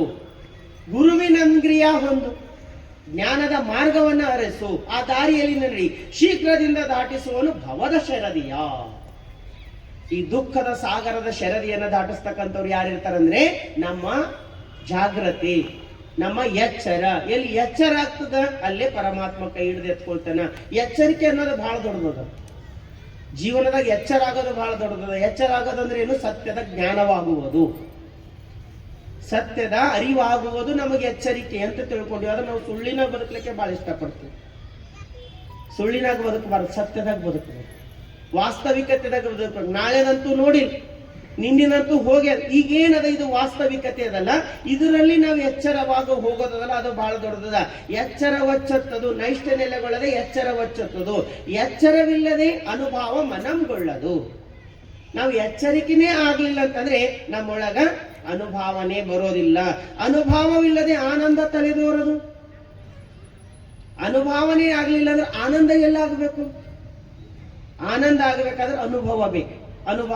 ಅನುಭವ ಇತ್ತಂದ್ರೆ ಆನಂದವಾಗ್ತದ. ಆನಂದವಿಲ್ಲದೆ ಲಿಂಗದಲ್ಲಿ ಸಮರಸವಾಗದು ಅಂದ್ರೆ ಅದರಲ್ಲಿ ಒಂದಾಗುವುದು. ಲಿಂಗದಲ್ಲಿ ಒಂದಾಗುವುದಲ್ಲ. ಇವೆಲ್ಲ ಆಗಬೇಕಾದ್ರೆ ಮೊದಲಿನ 5 ನಾವು ಫಾಲೋ ಮಾಡ್ತಾ ಬರ್ಬೇಕಾಗ್ತದೆ. ಮೊದಲ ನಂಬಿಕೆ ಇರ್ಬೇಕು, ಆಮೇಲೆ ನಿಷ್ಠೆ ಇರ್ಬೇಕು, ಆಮೇಲೆ ಎಚ್ಚರವಾಗಬೇಕು, ಆಮೇಲೆ ಅನುಭವಕ್ಕೆ ಹೋಗ್ಬೇಕು, ಆಮೇಲೆ ಆನಂದವಾಗಬೇಕು. ಆನಂದವಾದಾಗ ಸಮರಸದ ಸುಖ ನಮಗಾಗ್ತದ. ಈ ಸಮರಸದ ಸುಖವಾಗಬೇಕಾದ್ರೆ 6 ತೆರನಾದ ಭಕ್ತಿಯ ಗೊತ್ತನರಿದಡೆ ಭಕ್ತನೆಮ್ಮೆ, ಇಲ್ಲದಿರ್ತಡೆ ಶುದ್ಧ ಭವಿ ಎಮ್ಮೆ. ಭಕ್ತನಿಗೂ ಮತ್ತು ಭವಿಗೂ ಇರ್ತಕ್ಕಂಥ ವ್ಯತ್ಯಾಸ ಏನ್ ಹೇಳ್ತಾರಂತಂದ್ರೆ, ನಮಗ 6 ತೆರನಾದ ಭಕ್ತಿಯ ಗೊತ್ತಿರಬೇಕು. ಅದಕ್ಕಾಗ ಅಂತ ಭಕ್ತಿ ಆಗಬೇಕಾಯ್ತಂದ್ರ ದೀನನಾಗ್ತಕ್ಕಂಥ ಗುಣ ನಮಗಿರಬಾರ್ದು. ಹೆಂಗಿರಬೇಕು? ಸತ್ಯದ ಜ್ಞಾನದ ಗುಣ ಇರಬೇಕು. ಅದಕ್ಕೆ ಶರಣರು ಹೇಳ್ತಾರೆ, ಕಾಯದ ಕಳವಳ ಕಂಜಿ ತಾಯಯ್ಯ ಎನ್ನೇನು, ಜೀವನೋಪಾಯ ಕಂಜಿ ಈಯಯ್ಯ ಎನ್ನೇನು. ಯದ್ಭವಂ ತದ್ಭವತಿ, ಏನಾಗ್ತದೋ ಅದು ಆಗದದ. ನಿನ್ನ ಭಾವ ಏನದನೋ ಅದರಂಗೆ ಆಗ್ತದೆ. ನಾವ್ ಏನ್ ಅನ್ಕೊಳ್ತೇವೋ ಅದು ಜೀವನದಾಗ ಆಗ್ತದೆ. ಆದ್ರೆ ಆಗ್ತಕ್ಕಂಥ ಮನಸ್ಸು ಗಟ್ಟಿ ನಾವು ಮಾಡ್ಬೇಕು. ಒಂದು ಪ್ರಯೋಗ ನಡೆಸಿದ್ರು, ಮನುಷ್ಯನ ಮನಸ್ಸಿನ ಶಕ್ತಿ ಏನದ ಅಂತ ನೋಡ್ಬೇಕಂತ ಪ್ರಯೋಗ ನಡೆಸಿದ್ರು ಸ್ಕೂಲ್ನಾಗ. ಹೆಂಗ ಪ್ರಯೋಗ ನಡೆಸಿದ್ರಂದ್ರೆ, ಒಂದ್ ಹುಡುಗ ಸ್ಕೂಲಿಗೆ ಬರ್ತಾ ಇದ್ದು, ಟೀಚರ್ ಹುಡುಗರಿಗೆ ಹೇಳೋರು, 4 ಹುಡುಗರಿಗೆ ಕರೆದ್ರು, ಇವನ ಮಾನಸಿಕ ಸ್ಥಿತಿ ಹೆಂಗ ಕುಗ್ಗಿಸಬಹುದು ಅನ್ನೋದಕ್ಕೊಂದು ಪ್ರಯತ್ನ ಮಾಡಿದ್ರು. ಒಂದು ಹುಡುಗ ಗೇಟಿನ ಹತ್ರ ನಿಂದಿರ್ಸೋರು, ಇನ್ನೊಂದು ಹುಡುಗ ಗ್ರೌಂಡಿನಾಗ ನಿಂದಿರ್ಸೋರು, 3ನೇ ಹುಡುಗ ಸ್ಕೂಲ್ ಕಟ್ಟೆ ಮೇಲೆ ನಿಂದಿರ್ಸೋರು, 4ನೇ ಹುಡುಗ ಸ್ಕೂಲ್ನಾಗ ನಿಂದಿರ್ಸೋರು. ಹೇಳಿದ್ರು, ಆ ಹುಡುಗ ಇನ್ನೊಬ್ಬ ಹುಡುಗೇನು ಬರ್ತಾರಲ್ಲ, ಮೊದಲು ನೀ ಹೇಳ್ಬೇಕು. ಅವ ಹುಡುಗ ಒಳಗ್ ಬಂದನು, ಗೇಟಿನಾಗ ನಿಂತಿನ ಹುಡುಗ ಅಂದನಂತ, ಯಾಕೋ ಬಹಳ ಮುಖ ಒಣಗ್ಯದಲ್ಲ, ಆರಾಮಿಲ್ಲ ಏನಂತ ಕೇಳೋಣ. ಫಸ್ಟ್ ಯಾಕೋ ಮುಖ ಒಣಗ್ಯದಲ್ಲ, ಆರಾಮಿಲ್ಲ ಏನಂತ ಕೇಳಿದ್ರ ಒಳಗ್ ಬಿತ್ತೇನು ಸಂಶಯದ ಹುಳ. ನಾರ ಆರಾಮೇ ಇದ್ದೀನಿ, ಯಾಕೆ ಹಿಂಗೆ ಕೇಳತ್ತನ ಅನ್ಕೊಂಡು ಹುಡುಗ ಹಂಗೆ ಇಲ್ಲ ಆರಾಮದ ಅನ್ಕೊಂಡು ಒಳಗ್ ಬಂದು, ಒಳಗ್ ಬರೋದ್ರೊಳಗ ಗ್ರೌಂಡಿನಾಗ ಒಂದು ಹುಡುಗ ನಿಂತೀನಿ. ಅವಾಗ ಕೇಳೋಣಂತ, ಅಲ್ಲೋ ಭಾಳ ಮುಖ ಒಣಗ್ಯದಲ್ಲ, ಸಪ್ಪೆ ಇದೆಲ್ಲ, ಏನಾಗ್ಯದ, ಆರಾಮಿಲ್ಲ ಏನು, ಜ್ವರ ಬಂದಾವ ಏನಂದ. ಇನ್ನು ಇಬ್ಬರು ಕೇಳಿದ್ಮೇಲೆ ಸ್ಟಾರ್ಟ್ ಆಯ್ತು, ನಾ ಆರಾಮಿದ್ದೀನಿ ಆದ್ರೂ ಹಿಂಗಲ್ಲತ್ತಾರಂದ್ರೆ ಏನೂ ಆಗ್ಯದ ನನಗೆ. ಸ್ಟಾರ್ಟ್ ಆಗಿದ್ಮೇಲೆ ಮತ್ತೆ ಒಳಗ್ ಬಂದನು, ಸ್ಕೂಲ್ ಕಟ್ಟೆ ಏರ್ತಾ ಇದ್ರು, ಅಲ್ಲೊಂದು ಹುಡುಗ ನಿಂತೀನಿ. ಅವ ನೋಡಿದ ತಕ್ಷಣ ಅಂದನಂತ, ಅಲ್ಲೋ ಮುಖ ಎಷ್ಟು ಒಣಗ್ ಬಿಟ್ಟದ, ಏನ್ ಜ್ವರ ಬಂದವೇನು, ಆರಾಮ್ ಮನೆಗೆ ರೆಸ್ಟ್ ಮಾಡಿ ಯಾಕೆ ಬಂದಿ ಅಂತ ಕೇಳೋಣಂತ. 3ನೇ ಹುಡುಗ ಕೇಳಿದ ತಕ್ಷಣ ನಿನಗೆ ಗ್ಯಾರಂಟಿ ಐತಿ ಏನಂತ, ನನಗೇನೂ ಆಗಿಲ್ಲ. ನನಗೇನೋ ಆಗ್ಯದ ಅಂತ ಗೊತ್ತಾಯ್ತು. ಕೊನೆಗೆ ಸ್ಕೂಲ್ ಒಳಗೆ ಬಂದನು, ಬೆಂಚ್ ಮೇಲೆ ಕೂಡೋದ್ರೊಳಗಾಗಿ ಇನ್ನೊಂದು ಹುಡುಗ ಇದ್ದನು. ಅವನು ಎಷ್ಟು ಮುಖ ಒಣಗ್ಯದು, ಎಷ್ಟು ಜ್ವರ ಬಂದದ. ಸುಮ್ಮನೆ ಮನೆಗೆ ಹೋಗಿ ರೆಸ್ಟೋರ ಮಾಡ ಅನ್ನೋದ್ರೊಳಗೆ ಇವ್ನಿಗೆ ಜ್ವರನೇ ಬಂದ್ಬಿಟ್ಟು. ಶಿಕ್ಷಕರು ಬಂದು ನೋಡ್ರಿ ಏನಾಗ್ಯದ, ಸರ್ ಜ್ವರ ಬಂದವ್ರಿ. ಅವರೇ ಪ್ರಯೋಗ ಮಾಡತ್ತೀರಿ. ಅವ್ರಂದ್ರು ಏನಾಗಿಲ್ಲ ತಮ್ಮ, ನೀವ್ ಹೋಗು, ನನಗೆ ಆರಾಮಾಗ್ಯ, ನನ್ ಮಲ್ಯಾಗ ಅನ್ಕೊಂಡು ಮಲ್ಕೊ, ನಿನಗೆ ಆರಾಮ ಆಗ್ತದ ಅಂತ ಕಳ್ಸೋದು. ಈ ಕತೆ ಯಾಕೆ ಹೇಳ್ತಾ ಇದ್ದೀನಿ ಅಂತಂದ್ರೆ, ಪ್ರತಿಯೊಂದರಲ್ಲಿ ಒಂದು ಪ್ರಯೋಗ ಅನ್ನೋದಿದೆ. ನಮ್ಮ ಶರಣರು ಈ ವಚನ ಹೇಳ್ಬೇಕಾದ್ರ ಬೇಡಲಾರೆ ಅಂತ ಹೇಳ್ಬೇಕಂದ್ರೂ ಕೂಡ ಅವರೊಂದು ಆತ್ಮಸ್ಥೈರ್ಯ ತುಂಬಲಿಕ್ಕೆ ಪ್ರಯತ್ನ ಮಾಡ್ತಾ ಇದ್ದಾರೆ. ಅದೇ ಬಸವಣ್ಣರು ಒಂದು ವಚನದಾಗ ಹೇಳ್ತಾರೆ, ಹಾಡಿದೊಡೆ ಏನೋಡೆ, ಬೇಡಿದೊಡೆ ಏನು ಒಡೆಯನ ಬೇಡಿ. ಅಲ್ಲಿ ಯಾಕೆ ಹೇಳತ್ತಾರಂದ್ರೆ ನಿಷ್ಠೆ ಇರಲಿ. ಇಲ್ಲಿ ಯಾಕೆ ಹೇಳತ್ತಾರಂದ್ರೆ ಶಕ್ತಿ ಕುಂದಬೇಡದು ನಿನ್ನೊಳಗ, ಆತ್ಮಸ್ಥೈರ್ಯ ತುಂಬಿರ್ಬೇಕು. ಎಲ್ಲಿ ಆತ್ಮಸ್ಥೈರ್ಯ ತುಂಬಿರ್ತೋ ಅಲ್ಲಿ ಭರವಸೆ ಬಹಳ ಅದ. ಅದಕ್ಕಾಗಿ ಹೇಳ್ತಾನೆ, ಆ ನಿಮ್ಮ ಹಾರೇನು ಮಾನವರ ಬೇಡೇನು. ದೇವ್ರೆ ಏನು ಕುಡ್ತಿ ಕುಡು, ನಾ ಎಲ್ಲದಕ್ಕೆ ರೆಡಿ ಇದ್ದೀನಿ. ಸಣ್ಣ ಮಗು ಇರ್ತದ, ತಾಯಿಗೆ ಬಹಳ ಸಿಟ್ಟು ಬಂದಾಗ ಬಡಿಲಿಕ್ಕೆ ಚಾಲು ಮಾಡ್ತಾಳೆ. ಅದು ಕೈ ತಪ್ಪಿಸ್ಕೊಂಡು ಓಡ್ಲತ್ತಂದ್ರೆ ಬೆನ್ನಟ್ಟಿ ಬಡಿತಾಳೆ ಬಿಡೋರು. ಇನ್ನೊಂದು ಹೊಂಬ ಮಗು ಇರ್ತದೆ, ಎಷ್ಟು ಹೊಡಿ ನೋಡ್ರ ಅಂತ ನಿಂದಿರ್ತದೆ, ಹೊಡಿತಾಳ ತಾಯಿ. ಅದು ಓಡಲ್ದು ನಿಂದಿರ್ತದ, ಹೊಡಿ ನೋಡ ಎಷ್ಟು ಹೊಡಿತಿ ಹೊಡಿ. ಎದುರು ನಿಂತಂದ್ರೆ ತಾಯಿ ಧೈರ್ಯ ಮಾಡೋಳು, ಬಿಡಿಸ್ಕೊಂಡು ಓಡ್ಲತ್ತಾರ, ಹಿಡ್ಕೊಂಡು ಬಂದು ಹೊಡಿತಾಳ. ಅದಕ್ಕ ದೇವ್ರ ಕಷ್ಟ ಕೊಟ್ಟು ಕೊಡ್ಬೇಕಾದ್ರೆ ಬಿಡಿಸ್ಕೊಂಡು ಹೋಗಬಾರ್ದು, ಎದುರು ನಿಂದಿರ್ಬೇಕು. ಕೊಡು ನೋಡ್ರಿ ಎಷ್ಟು ಕೊಡವಿದ್ದೀನಿ, ಎಷ್ಟು ಕೊಟ್ರ ಕಷ್ಟ ಕೊಟ್ರು ನಾನು ಎದುರಿಸ್ಲಿಕ್ಕೆ ನನ್ನ ಎದುರು ನಿಂದಿರ್ತೀನಿ, ನಾನೇನ್ ಅಂಜೋದಿಲ್ಲ. ಅದಕ್ಕೆ ಯಾಕೆ ಹೇಳ್ತಾಳೆ, ಕಿಡಿ ಕಿಡಿ ಕೆದರಿದೊಡೆ ಹಸಿವು ತೃಷ ಅಡಿಗೆ ತೆಂಬೇನು, ಮುಗಿಲು ಹರಿದು ಮೇಲೆ ಬಿದ್ದಡೆ ಮಜನವಾಯಿತೆಂಬೇನು. ಇನ್ನೇನು ಸಮರ್ಪಣೆ ಇರಬೇಕು. ಒಡಲ ನಿಮ್ಮನು ಪ್ರಾಣ ನಿಮ್ಮನು ಅರ್ಪಿಸಿ ನಾನು ಶುದ್ಧವಾದೇನು. ಕೊನೆಗೇನದ, ಇನ್ನೇನು ಮಾಡಿ, ಇದಕ್ಕಿಂತ ಮೀರಿನ ಶಕ್ತಿ ನಮಗೆ ಯಾವ್ದದ, ಇದೇ ಅರ್ಪಿಸಿ ಬಿಡ್ತೀನಿ, ಇದಕ್ಕೆ ಬಿಟ್ಟು ಬೇರೆ ಇಲ್ಲ ಅಂತಾರಲ್ಲ. ಇದು ಬಹಳ ದೊಡ್ಡ ಶಕ್ತಿ, ಇದು ಸಾಮಾನ್ಯವಾಗಿರ್ತಕ್ಕಂಥ ಶಕ್ತಿ ಅಲ್ಲ. ಈ ಶಕ್ತಿ ನಮ್ಮೊಳಗೆ ಬರ್ಬೇಕು. ಅದಕ್ಕಾಗಿ ಈ ಶಕ್ತಿ ಬರ್ಬೇಕಾಯ್ತಂದ್ರೆ ಸಮರ್ಪಣಾ ಭಕ್ತಿ.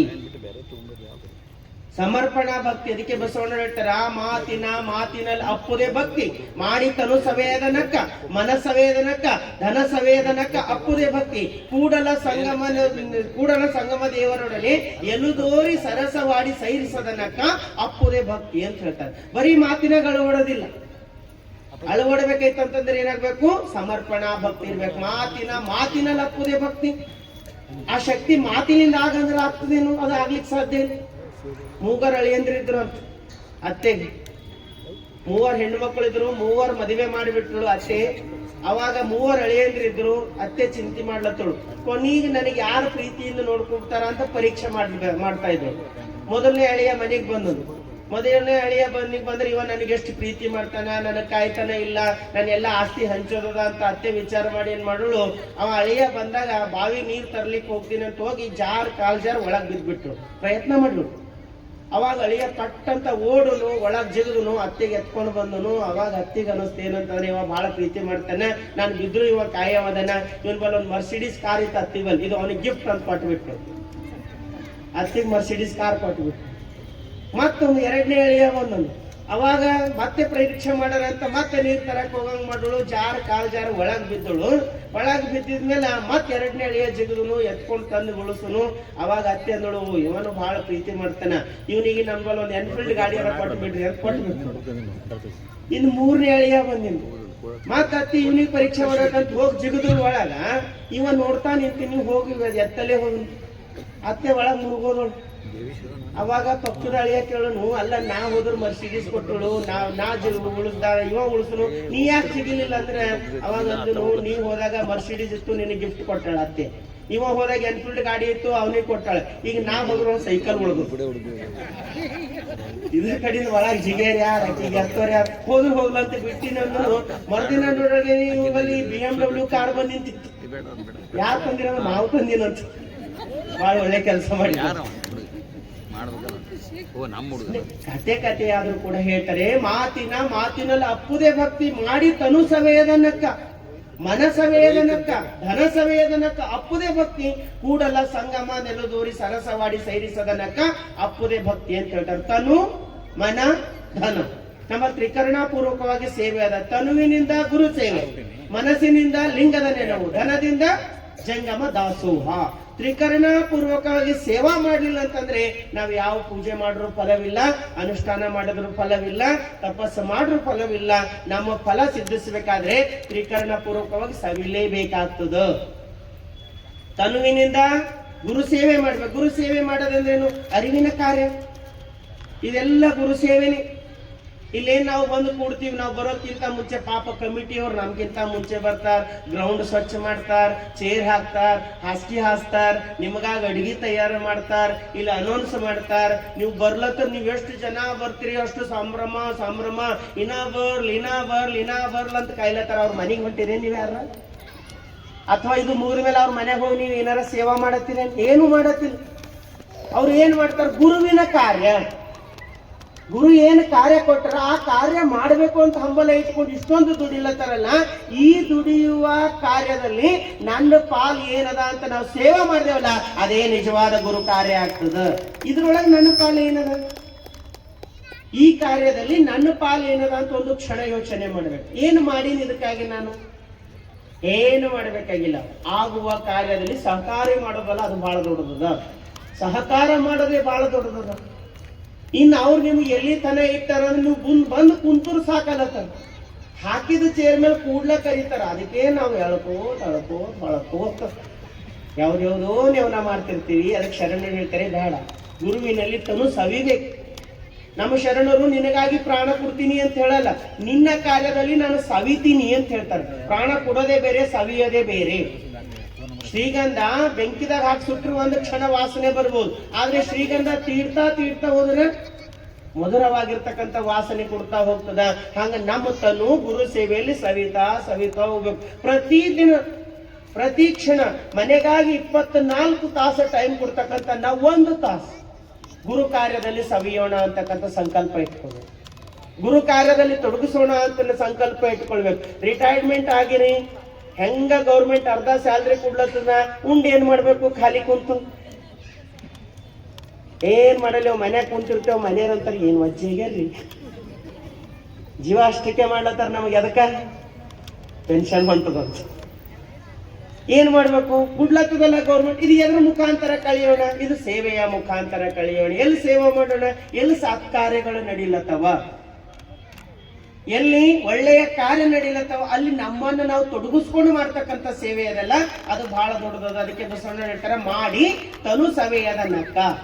ಸುಮ್ನೆ ಉದಾಹರಣೆಗೆ ಹೇಳ್ಬೇಕಾದ್ರೆ, ನಿಮ್ ಮನೆಗೆ ಒಂದು ಆಳ್ ಮಗ ಕೆಲಸ ಮಾಡ್ತಿರ್ತದ, ಆಳ್ ಮನುಷ್ಯ ಅಲ್ಲೆಲ್ಲೋ ಒಂದ್ ಕಡೆ ಮೂಲಿ ಒಳಗೆ ಕೆಲಸ ಮಾಡ್ತಿರ್ತಾನ, ಇನ್ನೊಬ್ಬ ನಿಮ್ ಪಕ್ಕದಾಗ ಕುಂತು ಮಾತಾಡ್ತಿರ್ತಾನೆ. ನೀವು ನಿಜವಾಗ್ಲೂ ನೋಡ್ರಿ, ಲಕ್ಷ್ಯ ಯಾರ ಕಡೆ ಇರ್ತದ? ನಮಗ ಮಾತಾಡೋನ್ ಕಡೆ ಇರಲ್ಲ, ಕೆಲಸ ಮಾಡೋನ್ ಕಡೆ ಇರ್ತದ. ಅಲ್ಲಿ ಮಾಡತಾನ, ನಮಗ್ ಬೆಟ್ಟಿನೂ ಆಗ್ಲಿಲ್ಲ ಅಂದ್ರೆ ಲಕ್ಷ್ಯ ಎಲ್ಲಿ ಇರ್ತದ? ಅಲ್ಲಿ ದುಡಿಲತ್ತಾನ. ಯಾರು ದುಡಿದಿರ್ತಾರ ಅವ್ರ ಕಡೆ ಬಹಳ ಲಕ್ಷ್ಯ ಇರ್ತದ. ಸುಮ್ನೆ ಕುಂತು ಮಾತಾಡ್ತಿರ್ತಾರ ನೋಡ್ರಿ, ಅವ್ರು ಬಹಳ ಕಷ್ಟ. ಏನು ಮಾಡಲ್ಲ. ಇದು ಹಿಂಗ್ ಮಾಡಣಿ, ಹಾಂಗ್ ಮಾಡಣಿ, ಇದು ಮಾಡಣಿ, ಅದು ಮಾಡಣಿ, ಇವ್ರಕ್ಕಿಂತ ಅವ್ರು ಚಂದ ಹೇಳ್ತೀರ, ಅವ್ರಕ್ಕಿಂತ ಇವ್ರು ಚಂದ ಹೇಳ್ತೀರ. ಒಂದು ಕಂಪನಿನೇ ರೆಡಿ ಆಗಿರ್ತದ. ಅದು ಏನೇನೇನೇನ್ ಮಾಡಲ್ಲ, ಸುಮ್ನೆ ಬರೋದು ಕೂಡೋದು ಮಾತಾಡೋದು ಹೋಗೋದು, ಬರೋದು ಕೂಡೋದು ಮಾತಾಡೋದು ಹೋಗೋದು. ಶರಣರು ಹೇಳ್ತಾರೆ ಹಂಗ್ ಮಾಡ್ಬೇಡ ಅಂತಾರೆ. ಏನು ಲಾಭ ಇಲ್ಲ. ಮಾಡಿ ತನು ಸವಿಬೇಕು. ಇಷ್ಟೊಂದು ಸವಿಬೇಕಂದ್ರೆ ಯಾವ ಶರೀರ ಸವಿತದೋ ಅದ್ರೊಳಗೊಂದು ಪರಿಮಳ ಇರ್ತದ, ಸುಗಂಧ ಇರ್ತದ. ಅವ್ರಿಗೆ ನೋಡ್ರಿ ಕೈ ಮುಗಿಬೇಕು ಅನಿಸ್ತದ.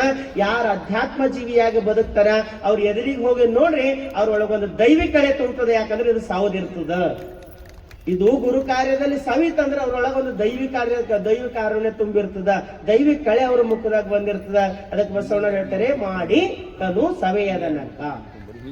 ಇನ್ನೆರಡನೇದು ಏನ್ ಹೇಳ್ತಾರ? ಧನ ಸವೆಯದನಕ್ಕ, ಮನ ಸವೆಯದನಕ್ಕ. ಮನಸ್ಸು ಎದ್ರಾಗ ಸವಿಬೇಕು? ಲಿಂಗದ ಧ್ಯಾನದಲ್ಲಿ ಅಂತಂದ್ರೆ ಯಾವಾಗ್ಲೂ ಕೂಡ ಅದೇ ನಾಮ ನುಡಿತಾ ಇರ್ತೀವಿ. ಹೌದು, ನುಡಿಬೇಕಿಲ್ಲ ಅಂತಿಲ್ಲ. ಆದರೆ ಅವನ ಪ್ರಕೃತಿಯಾಗಿರ್ತಕ್ಕಂಥ ಇದು ಮನೆ ಅದಲ್ಲ, ಇದು ಸುಂದರಗೊಳಿಸ್ಲಿಕ್ಕೆ ನಮ್ಮ ಸೇವೆ. ಲಿಂಗದ ಧ್ಯಾನ ಅಂದ್ರೆ ಮತ್ತೇನಲ್ಲ, ಅವನ ನಾಮಸ್ಮರಣೆಯೊಂದಿಗೆ ಅವನ ಪ್ರಕೃತಿ ಸುಂದರಗೊಳಿಸುವುದಲ್ಲ, ಇದು ಲಿಂಗ ಧ್ಯಾನ. ಇನ್ನು ಮೂರನೇದು ಜಂಗಮಕ್ಕೆ ಧನದಾಸೋಹ. ಸತ್ಕಾರ್ಯ ನಡಿಬೇಕಾದ್ರೆ ಕೈ ಎತ್ತಿ ನೀಡಬೇಕಂತ. ಅದಕ್ಕೆ ನಾನು ನಿನ್ನ ಹೇಳ್ದ, ಕೇಳಬಾರ್ದು, ಇಷ್ಟೇ ಕೊಡಬೇಕು ಅನ್ನಬಾರ್ದು. ಸೌಂಡ್ ಯಾಕೋ ಚೇಂಜ್ ಆಯ್ತು, ಸ್ವಲ್ಪ ಕಡಿಮೆ. ಅಲ್ಲಿ ನಮ್ದು ಯಾವುದೋ ಭಾವ ಇರಬಾರ್ದು. ಏನಿರ್ಬೇಕು? ನೀಡುವ ಭಾವ, ಕೈ ಎತ್ತಿ ನೀಡುವ ಭಾವ. ಅದಕ್ಕೆ ಬಸವಣ್ಣ ಹೇಳ್ತಾರೆ, ಮಾಡಿ ತನು ಸವೆಯದ ನಕ್ಕ, ಮನ ಸವೆಯದ ನಕ್ಕ, ಧನ ಸವೆಯದ ನಕ್ಕ, ಅಪ್ಪುದೇ ಭಕ್ತಿ. ಆ ಭಕ್ತಿ ಆಗಬೇಕಾದ್ರೆ ತನು ಮನ ಧನ ತ್ರಿಕರಣ ಪೂರ್ವಕವಾಗಿ ಸವಿಬೇಕು. ಎಲ್ಲಿ ಸವಿತದೋ ಅಲ್ಲಿ ಶಕ್ತಿ ಆಗ್ತದ. 12ನೇ ಶತಮಾನದಲ್ಲಿ ಮರುಳಶಂಕರ ದೇವರು ಅಂತ ಅಫ್ಘಾನಿಸ್ತಾನದಿಂದ ಬಂದಿರತಕ್ಕಂತ ಮರುಳಶಂಕರ ದೇವರು ಮಹಾಮನೆಯ ಪ್ರಸಾದ ನಿಲಯದಲ್ಲಿ 12 ವರ್ಷ ಸೇವಾ ಮಾಡಿದ್ರು. ಯಾರಿಗೂ ಗೊತ್ತೇ ಆಗ್ಲಿಲ್ಲ ಮರುಳಶಂಕರ ದೇವರು ಬಂದಾರ ಇಲ್ಲಿ ಸೇವಾ ಮಾಡ್ಲತ್ತಾರ ಅಂತ ಯಾರಿಗೂ ಗೊತ್ತಾಗ್ಲಾರ್ದಂಗ 12 ವರ್ಷಗಳ ಕಾಲ ಸೇವಾ ಮಾಡಿದ್ರು. ಕೊನೆಗೆ ಅಲ್ಲಮಪ್ರಭು ದೇವರು ಬಂದಾಗ ಮರುಳಶಂಕರ ದೇವರ ವ್ಯಕ್ತಿತ್ವ ಹೊರಗೆ ಬರ್ತದ. 12 ವರ್ಷ ಮಾಡಿನೂ ಕೂಡ ಅವ್ರು ಮುಚ್ಚಿ ಉಳಿಸ್ಕೊಳ್ತಕ್ಕಂಥ ಭಕ್ತಿ ಇತ್ತಲ್ಲ. ಈಗ ಅದಕ್ಕೆ ವಿಚಾರ ಮಾಡ್ರೆ ನಮ್ದೆಷ್ಟದ ಹೇಳ್ರಿ. ಸಣ್ಣ ಏನಾರ ಒಂದು ಚೂರು ಮಾಡ್ದೇವಂತಂದ್ರೆ ನಮ್ಮಲ್ಲಿ ಅನಾಥ ಮಕ್ಕಳು ಇರ್ತಾರೆ, ಆಶ್ರಮದಾಗ ಮೊದಲು ಇಟ್ಕೊಳ್ತಿದೀವಿ ಸಣ್ಣ ಸಣ್ಣ ಮಕ್ಕಳಿಗೆ. ಒಬ್ರು ಹಿಂಗೆ ಶ್ರೀಮಂತರು ಅಲ್ಲಿಗೆ ಭೇಟಿ ಮಾಡಕ್ ಬಂದಿದ್ರು ಅಕ್ಕರಿಗೆ. ಅಕ್ಕವ್ರ ಪಕ್ಕದಾಗ ಕುಂತಿರು. ಒಂದ್ ಹುಡುಗಿ ಅನಾಥ ಹುಡುಗಿ ಬರ್ತಾ ಇದ್ದಳು. ಅವಳಿಗೆ ನೋಡಿದ ತಕ್ಷಣ ಅಕ್ಕವ್ರಿಗೆ ಅಂದ್ರು, ಅಕ್ಕರೇ ಆ ಹುಡುಗಿ ಉಟ್ಕೊಂಡು ಬರ್ತಕ್ಕಂಥ ಅಂಗಿ ಹೆಂಗದ ಅಂತ ಕೇಳು, ಶರ್ಟ್ ಹೆಂಗದ. ಅಕ್ಕವ್ರ ಚಂದದ, ಎಷ್ಟು ಮಿನಿ ಮಿನಿ ಮಿನಿ ಹೊಳಿಲತ್ತದಲ್ಲ ಅಂದ್ರು. ಹಾ ಹೊಳಿಲತ್ತದ ಅಂದ್ರ ಅಕ್ಕ. ಹಾ ನಿಮ್ಗೆ ಗೊತ್ತಿರ್ಲಕ್ಕವ್ರಿ ಆ ಅಂಗಿ ನಾನೇ ತಂದಿದೆ, ಆ ಶರ್ಟ್ ನಾನೇ ತಂದಿದೆ, ನಿಮಗ್ ಗೊತ್ತದನೋ ಇಲ್ಲೋ ಅಂತ ನೆನಪಿಸ್ತಿದೆ ಅಂದ್ರು. ಸಣ್ಣದ ಮಾಡ್ರ ನಾವು ತೋರಿಸ್ಕೋಬೇಕಂತೀವಿ. ಶರಣರು ಏನಂತಾರ, ಯಾರು ನೋಡ್ಬೇಡ, ಬೆಳೆಯದ ಮುನ್ನಕ್ಕೋ ಇವರೇ ಹೇಳ ಅಯ್ಯ. ನಾನು ಮಾಡಿದ್ದು ಇನ್ನೊಬ್ಬರು ಹೊಗಳತ್ತಾರ ಅಂದ್ರೆ ಬೆಳೆಯೋದಕ್ಕಿಂತ ಮುಂಚೆ ಕೊಯ್ದಂಗ ಆಗ್ತದ. ಉಳಿಸುವಂತ ಶರಣರು ಬಯಸರು ನಾವು ಹೊರಗೆ ಬರ್ಲಿ ಅಂತ ಹೇಳ್ತೀವಿ. ಅದಕ್ಕಾಗಿ ಯಾವತ್ತು ಕೂಡ ದೀನನಾಗ್ತಕ್ಕಂಥ ಭಾವ ಬರಬಾರ್ದು ಅಂತಂದ್ರೆ ಗಟ್ಟಿತನ ನಮ್ಮಲ್ಲಿ ಇರ್ಬೇಕು. ಹೇಳ್ತಾರೆ, ಆ ನಿಮ್ಮ ಹಾರೇನು ಮಾನವರ ಬೇಡೇನು. ಕೊಟ್ಟಿದ್ದೆಲ್ಲ ಆಯುಷ್ಯ ಸೇವೆ ಒಳಗೆ ಕಳಿತೀನಿ, ತೃಪ್ತಿಯಿಂದ ಬದುಕ್ತೀನಿ, ಯಾರಿಗೇನು ಬೇಡಲ್ಲ, ಸ್ವತಂತ್ರವಾಗಿ ನಾ ಸೇವೆಯನ್ನ ಮಾಡ್ತೀನಿ. ಯಾವತ್ ಕರೀತೀಯೋ ಅವತ್ತ ಶರಣಾರ್ಥಿ ಅಂತ ಹೋಗ್ತೀನಿ. ಅದಕ್ಕೆ ಹೇಳ್ತಾರ, ಕರ್ತ ನಟ್ಟಿದಡೆ ಮರ್ತ್ಯದಲ್ಲಿ ಮಹಾಮನೆಯ ಕಟ್ಟಿದೆ, ಸತ್ಯ ಶರಣರಿಗೆ ತೊತ್ತು ಮೃತ್ಯನಾಗಿ ಸವೆದು ಬದುಕಿದೆನು. ಕರ್ತನ ಬೆಸನು ಮತ್ತೆ ಬರಲೆಂದಟ್ಟಿದಡೆ ಕೂಡಲ ಸಂಗಮ ದೇವರ ನಿರೂಪಕ್ಕೆ ಮಹಾಪ್ರಸಾದವೆಂಬೆನು. ಕಳಿಸಿದಂದ್ರ ಬಂದಿನಿ, ನಿನ್ನ ಕಾರ್ಯ ಮಾಡಿನಿ, ಕರೆದ್ರ ಶರಣಾರ್ಥಿ ಅಂತ ಬರ್ತೀನಿ. ಮೂರೇ ಕೆಲಸ ಮಾಡೋದು. ಎಷ್ಟು ಈಸಿ ತತ್ವ. ಕಳಿಸನ ಬಂದಿದ್ರು, ಸುಮ್ಮನೆ ಬಂದವ್ರ ಯಾರು ಇಲ್ಲ. ಸುಮ್ಮನೆ ಬರ್ತೀರೇನು ಗ್ರೌಂಡಿಗೆ? ಬಸವ ಜಯಂತಿ ಆಗಿದ್ದು ಮರ್ದಿನ ಇಲ್ಲಿ ಬಂದು ಕೂಡ್ರು ನೋಡ್ರಿ, ಬರ್ತೀರ ನೀವು? ಅಲ್ಲೇನದ ಅಂತೀವಿ. ಹಾಗೆ ಜಗತ್ತಿಗೆ ನಾವು ಸುಮ್ಮನೆ ಬಂದವ್ರಲ್ಲ. ಯಾಕೆ ಬಂದಿದ್ದೆವು? ಒಂದು ಕಾರಣಕ್ಕಾಗಿ ಬಂದಿವಿ, ಅದ್ರ ಮರ್ತೋಗಿವಿ. ಬಸವಣ್ಣವ್ರಿಗೆ ಕಾರಣ ನೆನಪಿತ್ತು. ಅದಕ್ಕಾಗಿ ಹೇಳ್ತಾರೆ, ಇವಾಗ ಕಳಶನ ಅಂತ ಅವಾಗ ಕಳಶನ ಅಂತ ಬಂದಿದ್ದೆವು, ಅವನು ಕಾರ್ಯ ಮಾಡ್ಲತ್ತಿದ್ದೆವು, ಕರೆದಾಗ ಹೋಗ್ತೀವಿ. ಆ ನಿಮ್ಮ ಹಾರೇನು ಮಾನವರ ಬೇಡೇನು. ಆಣೆ ನಿಮ್ಮ ಆಣೆ ಕೂಡಲ ಸಂಗಮ ದೇವ. ಯದ್ಭವ ತದ್ಭವತಿ. ಉರಿ ಬರಲಿ ಸಿರಿ ಬರಲಿ, ಬಡತನರ ಬರ್ಲಿ ಸುಖರ ಬರ್ಲಿ ಕಷ್ಟರ ಬರ್ಲಿ, ಏನು ಬರ್ತದೋ ಎಲ್ಲವೂ ನಿನ್ನ ಪ್ರಸಾದ. ಪ್ರಸನ್ನ ಭಾವನೆಯಿಂದ ಸ್ವೀಕಾರ ಮಾಡೋದು ಬಹಳ ಚಂದ. ಆದ್ರೆ ನಾವು ಬಹಳ ಡೇಂಜರ್. ನೀವು ನೋಡ್ರಿ, ದೇವಸ್ಥಾನಕ್ಕೆ ಹೋಗ್ತೀರಿ, ತೆಂಗಿನಕಾಯಿ ಹೊಡಿತೀರಿ, ಕೆಟ್ಟದು ಬಂತು ಅಂದ್ರೆ ಏನಂತೀರಿ? ತೆಂಗಿನಕಾಯಿ ಹೊಡೆದ್ರಿ, ಕೆಟ್ಟ ತೆಂಗಿನಕಾಯಿ ಬಂತು ಅಂತ ತಿಳ್ಕೊರಿ. ಹೊಡೆದಿದ್ ಏನಂತೀರಿ? ದೇವ್ರಿಗೆ ಒಪ್ಪಾಯ್ತಂತ. ಯಾವುದು ಕೆಟ್ಟದ್ದು ಬಂದ್ರು, ಚಂದದ ಬಂದ್ರ ನಮ್ಮ ಮನೆಗೆ ಬರ್ತದ ಚಟ್ನಿ ಮಾಡಕ್. ಚಂದದ ಬಂದ್ರ ನಮ್ಮದು, ಕೆಟ್ಟದ್ ಬಂದ್ರ ದೇವ್ರಿಗೆ ಒಪ್ಪಾಯ್ತಂತ. ಕೆಟ್ಟ ಹೋಗಿದ್ ಬಂದ್ರೆ ಒಪ್ಪಾಯ್ತದ ಅಂತ ತಿಳ್ಕೊಂತೀವಿ. ಹಾಂಗಿಲ್ಲ, ಕೆಟ್ಟದನೋ ಒಳ್ಳೇದನೋ ಎಲ್ಲವೂ ನಿನ್ನ ಪ್ರಸಾದ. ಸುಖ ಅದನೋ ಕಷ್ಟ ಅದನೋ ಅದೆಲ್ಲವೂ ಕೂಡ ನಿನ್ನ ಪ್ರಸಾದ. ಮಾನ ಅಪಮಾನ ನಿನ್ನ ಪ್ರಸಾದ, ಹಾನಿ ವೃದ್ಧಿ ನಿನ್ನ ಪ್ರಸಾದ, ಏನದವೋ ಎಲ್ಲವೂ ನಿನ್ನ ಪ್ರಸಾದ. ಪ್ರಸಾದ ಭಾವನೆಯಿಂದ ಸ್ವೀಕಾರ ಮಾಡಿದ್ರೆ ಪ್ರಸನ್ನತೆಯಿಂದ ಬದುಕ್ತೀವಿ. ಹೇಳೋ ಉದ್ದೇಶ ಏನದಂದ್ರೆ, ಜೀವನದಾಗ ಏನು ಬರ್ತದೋ ಎಲ್ಲವೂ ಪ್ರಸಾದವಾಗಿ ಸ್ವೀಕಾರ ಮಾಡ್ತಕ್ಕಂಥ ಭಾವ ನಮಗಿರ್ಬೇಕು. ಪ್ರಸಾದ ಅಂದ್ರೆ ಬರೀ ಊಟ ಪ್ರಸಾದ ಅಲ್ಲ, ಸುಖನು ಪ್ರಸಾದ, ದುಃಖನು ಪ್ರಸಾದ, ಮಾನನು ಪ್ರಸಾದ, ಅಪಮಾನನು ಪ್ರಸಾದ, ಎಲ್ಲವೂ ನಿನ್ನ ಪ್ರಸಾದ. ಪ್ರಸಾದ ಅಂತ ಸ್ವೀಕಾರ ಮಾಡಿದೆ ಅಂದ್ರೆ ಪ್ರಸನ್ನತೆ ಇರ್ತದ. ಅದಕ್ಕೆ ಜೀವನ ಬಹಳ ಅಮೂಲ್ಯವಾಗಿರ್ತಕ್ಕಂಥದ್ದು. ಯಾವ ಸಂದರ್ಭದಾಗೂ ನಾವು ನಿಷ್ಠೆ ಕಳ್ಕೊಳ್ಬಾರ್ದು. ನಮ್ಮ ನಿಷ್ಠೆ ಎಷ್ಟು ಗಟ್ಟಿ ಇರ್ಬೇಕಂತಂದ್ರೆ, ಅಂಗದ ಮೇಲೆ ಧರಿಸಿರ್ತಕ್ಕಂಥ ಲಿಂಗದ ಬಗ್ಗೆ ಆಗ್ಲಿ, ಶರಣರು ಕೊಟ್ಟಿರ್ತಕ್ಕಂಥ ವಚನದ ಬಗ್ಗೆ ಆಗ್ಲಿ, ನಾವು ಒಮ್ಮೆ ನಿಷ್ಠೆ ಅಳವಡಿಸ್ಕೊಂಡೇವು ಅಂದ್ರ ಕಿಂಚಿತ್ ಅಲ್ಗಾಡದಂಗ ಬದುಕದೇವು ಅಂತಂದ್ರೆ, ಬಸವಣ್ಣ ಹೇಳ್ತಾರ, ನಂಬಿದ ಹೆಂಡತಿಗೆ ಗಂಡನೊಬ್ಬನೇ, ನಂಬಬಲ್ಲ ಭಕ್ತಂಗೆ ದೇವನೊಬ್ಬನೇ. ಅವ ಒಬ್ಬ ಅದನಂತ ತಿಳ್ಕೊಳ್ರಿ, ನಾವು ಬಹಳ ಆರಾಮ್ ಇರ್ತೀವಿ. ಒಂದು ಸರಿ ಹಿಂಗೆ ಸತಿಪತಿ ಇಬ್ರು ಒಂದು ದೋಣಿ ಒಳಗೆ ಕುಂತು ಹೋಗ್ತಾ ಇದ್ರು. ಜೋರಾಗಿ ಗಾಳಿ ಬೀಸ್ತಾ ಇತ್ತು. ಗಂಡ ಬಹಳ ದೈವಿ ಭಕ್ತ ಇರ್ತಕ್ಕಂಥ ಗಂಡ ದೋಣಿ ಅಲ್ಲಾಡ್ಬೇಕಾದ್ರೆ ಕಣ್ಣು ಮುಚ್ಚಿ ದೇವ್ರ ಬಗ್ಗೆ ಧ್ಯಾನ ಮಾಡ್ತಾ ಇದ್ದ. ಹೆಂಡತಿಗೆ ಬಹಳ ಇದು ಆಗ್ತಾ ಇತ್ತು, ಆತಂಕ ಆಗ್ತಾ ಇತ್ತು. ದೋಣಿ ಮುಳುಗೇತ್ಗಿನ ಅಂತ ಚೀರ್ತಾ ಇದ್ದಳು. ಗಂಡ ಯಾವುದಕ್ಕೂ ವಿಚಲಿತಲಾಗ್ಲಾರ್ದೇನೆ ಕುಂತಿತ್ತು. ಅಂತ ಸಂದರ್ಭದಾಗ ಹೆಂಡತಿ ಗಂಡನಿಗೆ ಎಬ್ಬಿಸಿ ಹೇಳ್ತಾಳ, ನಿಮಗೊಂದು ಹುಚ್ಚಿಡುದೇನು, ದೋಣಿ ಅಲ್ಲಾಡ್ಲತ್ತದ, ಇನ್ನೇನ್ ನೀರಿನ ಒಳಗ್ ಮುಳುಗೋ ಸ್ಥಿತಿ ಅದ ಅಂತಂದ್ರ ನಾ ಇಷ್ಟು ಭಯಭೀತಳಾಗಿನಿ, ನೀವು ಕಣ್ಣು ಮುಚ್ಕೊಂಡು ಕುಂತಿಲ್ಲ, ನಿಮ್ಗೆ ತಿಳಿಯೋದಿಲ್ಲೇನಂತ ಬೈಬೇಕಾದಾಗ ಗಂಡ ಏನು ಮಾತಾಡ್ಲಿಲ್ಲ. ಪಕ್ಕದಾಗ ಒಂದು ಹಣ್ಣು ತಿನ್ಬೇಕಂತ ಒಂದು ಚಾಕೋ ತಗೊಂಡು ಬಂದಿದ್ದ. ಚಾಕೋ ತಗೊಂಡು ಬಂದಿದ್ದ, ಅವ ಸೀದಾ ಒಯ್ದು ಹೆಂಡತಿ ಕತ್ತಿನ ಹತ್ರ ಒಯ್ದು. ಹೆಂಡತಿ ಸುಮ್ಮನೆ ನಿಂತಳು. ಅವಾಗ ಗಂಡ ಕೇಳು, ನೀನು ಭಯ ಆಗಲ್ಲ ಏನಂತ ಕೇಳು. ಅವಳಂದಳು, ನನಗ್ಯಾಕೆ ಭಯ ಆಗ್ತದ, ಕಾಯ್ತೀನಿ ಅಂತ ತಾಳಿ ಕಟ್ಟಿದವ್ರು ಇದ್ರ ಕೊಲ್ಸ್ರಿ ಹಂಗ 100% ನಿಮ್ ಮೇಲೆ ಭರವಸೆ ಅದ, ನನಗೆ ಏನು ಮಾಡಲ್ರಿ ಅಂತ ನಾವು ನೀನು ನಂಬಿನಿ, ನೀವು ಚಾಕೋ ತಂದ್ರೆ ಅಂತ ಹಲವಾರು ತಂದ್ರೆ ನಾ ಆರಾಮಾಗಿ ಕೂಡ್ತೀನಿ ಅಂತಂದಾಗ ಗಂಡ ಹೇಳದ್ನಂತ, ಯಾವ ರೀತಿ ನಿನಗೆ ನನ್ನ ಮೇಲೆ ಭರವಸೆ ಅದನೋ ಅದೇ ರೀತಿ ನನಗೆ ಭಗವಂತನ ಮೇಲೆ ಭರವಸೆ ಅದ. ಅವ ಉಳಿಸ್ತಾನ ಅಂತ ಭರವಸೆ ನನಗದ. ನೀನ್ ನನ್ನ ಮೇಲೆ ವಿಶ್ವಾಸ ಇಟ್ಟಾಗ ನಾ ಅವನ ಮೇಲೆ ವಿಶ್ವಾಸ ಇಟ್ಟಿನಿ, ಅವ ಕಾಯ್ತಾನ ಅಂತ ನನ್ನ ನಂಬಿಕೆ ಅದ. ಚೀರೋದ್ರಲ್ಲಿಂದ ಯಾವ್ದು ಏನು ಆಗಲ್ಲ, ಕಣ್ಣು ಮುಚ್ಕೊಂಡು ಕುಂತೀನಿ, ಅವ ತಾನೇ ಕಾಪಾಡ್ತಾನ ಅಂತ ಅವ ಭರವಸೆ ಇಟ್ಟಿದಾಗ ಇವನು ಭರವಸೆಗೆ ಗಾಳಿನೂ ಕೂಡ ನಿಂತು ಬಿಡ್ತಾವ. ಅಂದ್ರೆ ನಂಬಿಕೆ ಒಳಗ ಅಷ್ಟೊಂದು ಶಕ್ತಿ ಅದ ಅಂತ ಅರ್ಥ. ಅದಕ್ಕೆ ನಮ್ ನಂಬಿಕೆ ಹೆಂಗಿರ್ಬೇಕಂದ್ರೆ ದೃಢ ವಿಶ್ವಾಸವಾಗಿರ್ತಕ್ಕಂತ ನಂಬಿಕೆ ಇರ್ಬೇಕು.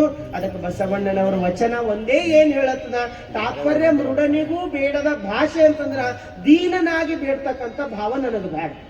ವ್ಯಾಪಾರೀಕರಣ ನಾನು ಪರಮಾತ್ಮನಿಗೆ ಮಾಡೋದಿಲ್ಲ. ನಾ ಇಷ್ಟು ಮಾಡ್ತೀನಿ ಇದು ಕೊಡು, ಈ ಭಕ್ತಿ ಮಾಡ್ತೀನಿ ಇದು ಕೊಡು. ವ್ಯಾಪಾರ ಮಾಡಿದವು ದೇವ್ರ ಜೊತೆ ಎಂದೂ ವ್ಯಾಪಾರ ಮಾಡಬಾರ್ದು.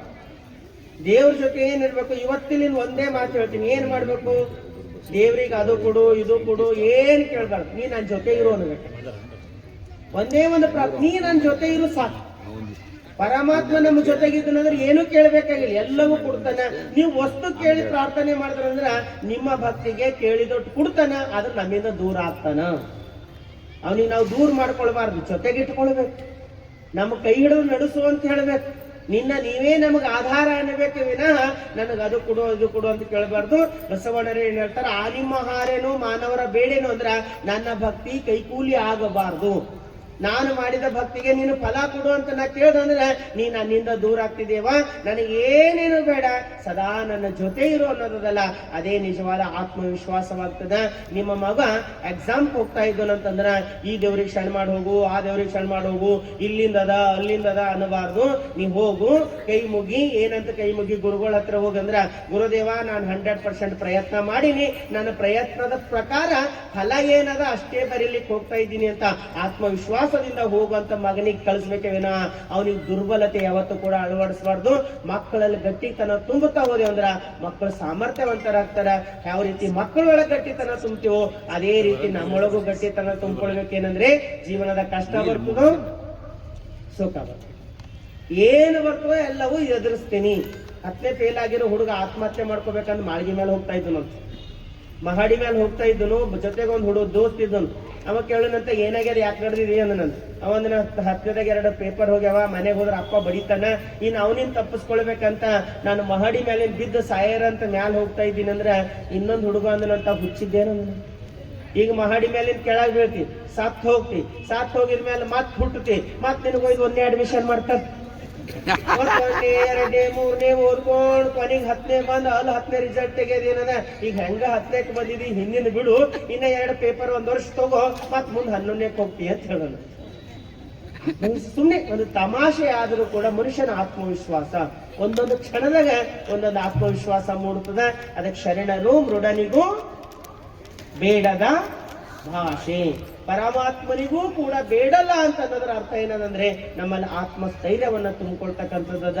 ಅದಕ್ಕೆ ಅಂತ ಒಂದು ಭಾವ ನಮ್ಮೆಲ್ಲರಾಯ್ತು ಅಂದ್ರೆ ಬಸವಣ್ಣರು ಮುಂದೊಂದು ಮಾತಾಡ್ತಾರ, ಇಂಥ ಸುಂದರವಾಗಿರ್ತಕ್ಕಂಥ ಮಾತು ಪ್ರತಿಜ್ಞೆ ಮಾಡ್ತಾರ. ಅದು ಯಾವ ಪ್ರತಿಜ್ಞೆ ಮಾಡ್ಯಾರ, ಅದು ನಮ್ಮ ಜೀವನಕ್ಕೆ ಏನು ಅವಶ್ಯಕತೆ ಅದ ಅನ್ನೋ ಚಿಂತನೆ ನಾಳೆ ದಿನ ನಾವು ನೀವೆಲ್ಲ ಮಾಡೋಣ ಅಂತ ಹೇಳ್ತಾ ಇವತ್ತಿನ ಪ್ರವಚನಕ್ಕೆ ಮಂಗಲವನ್ನು ಮಾಡ್ತೀನಿ. ಸರ್ವರಿಗೂ ಶರಣು ಶರಣಾರ್ಥಿ. ಶರಣೋ ಶರಣಾರ್ಥಿ.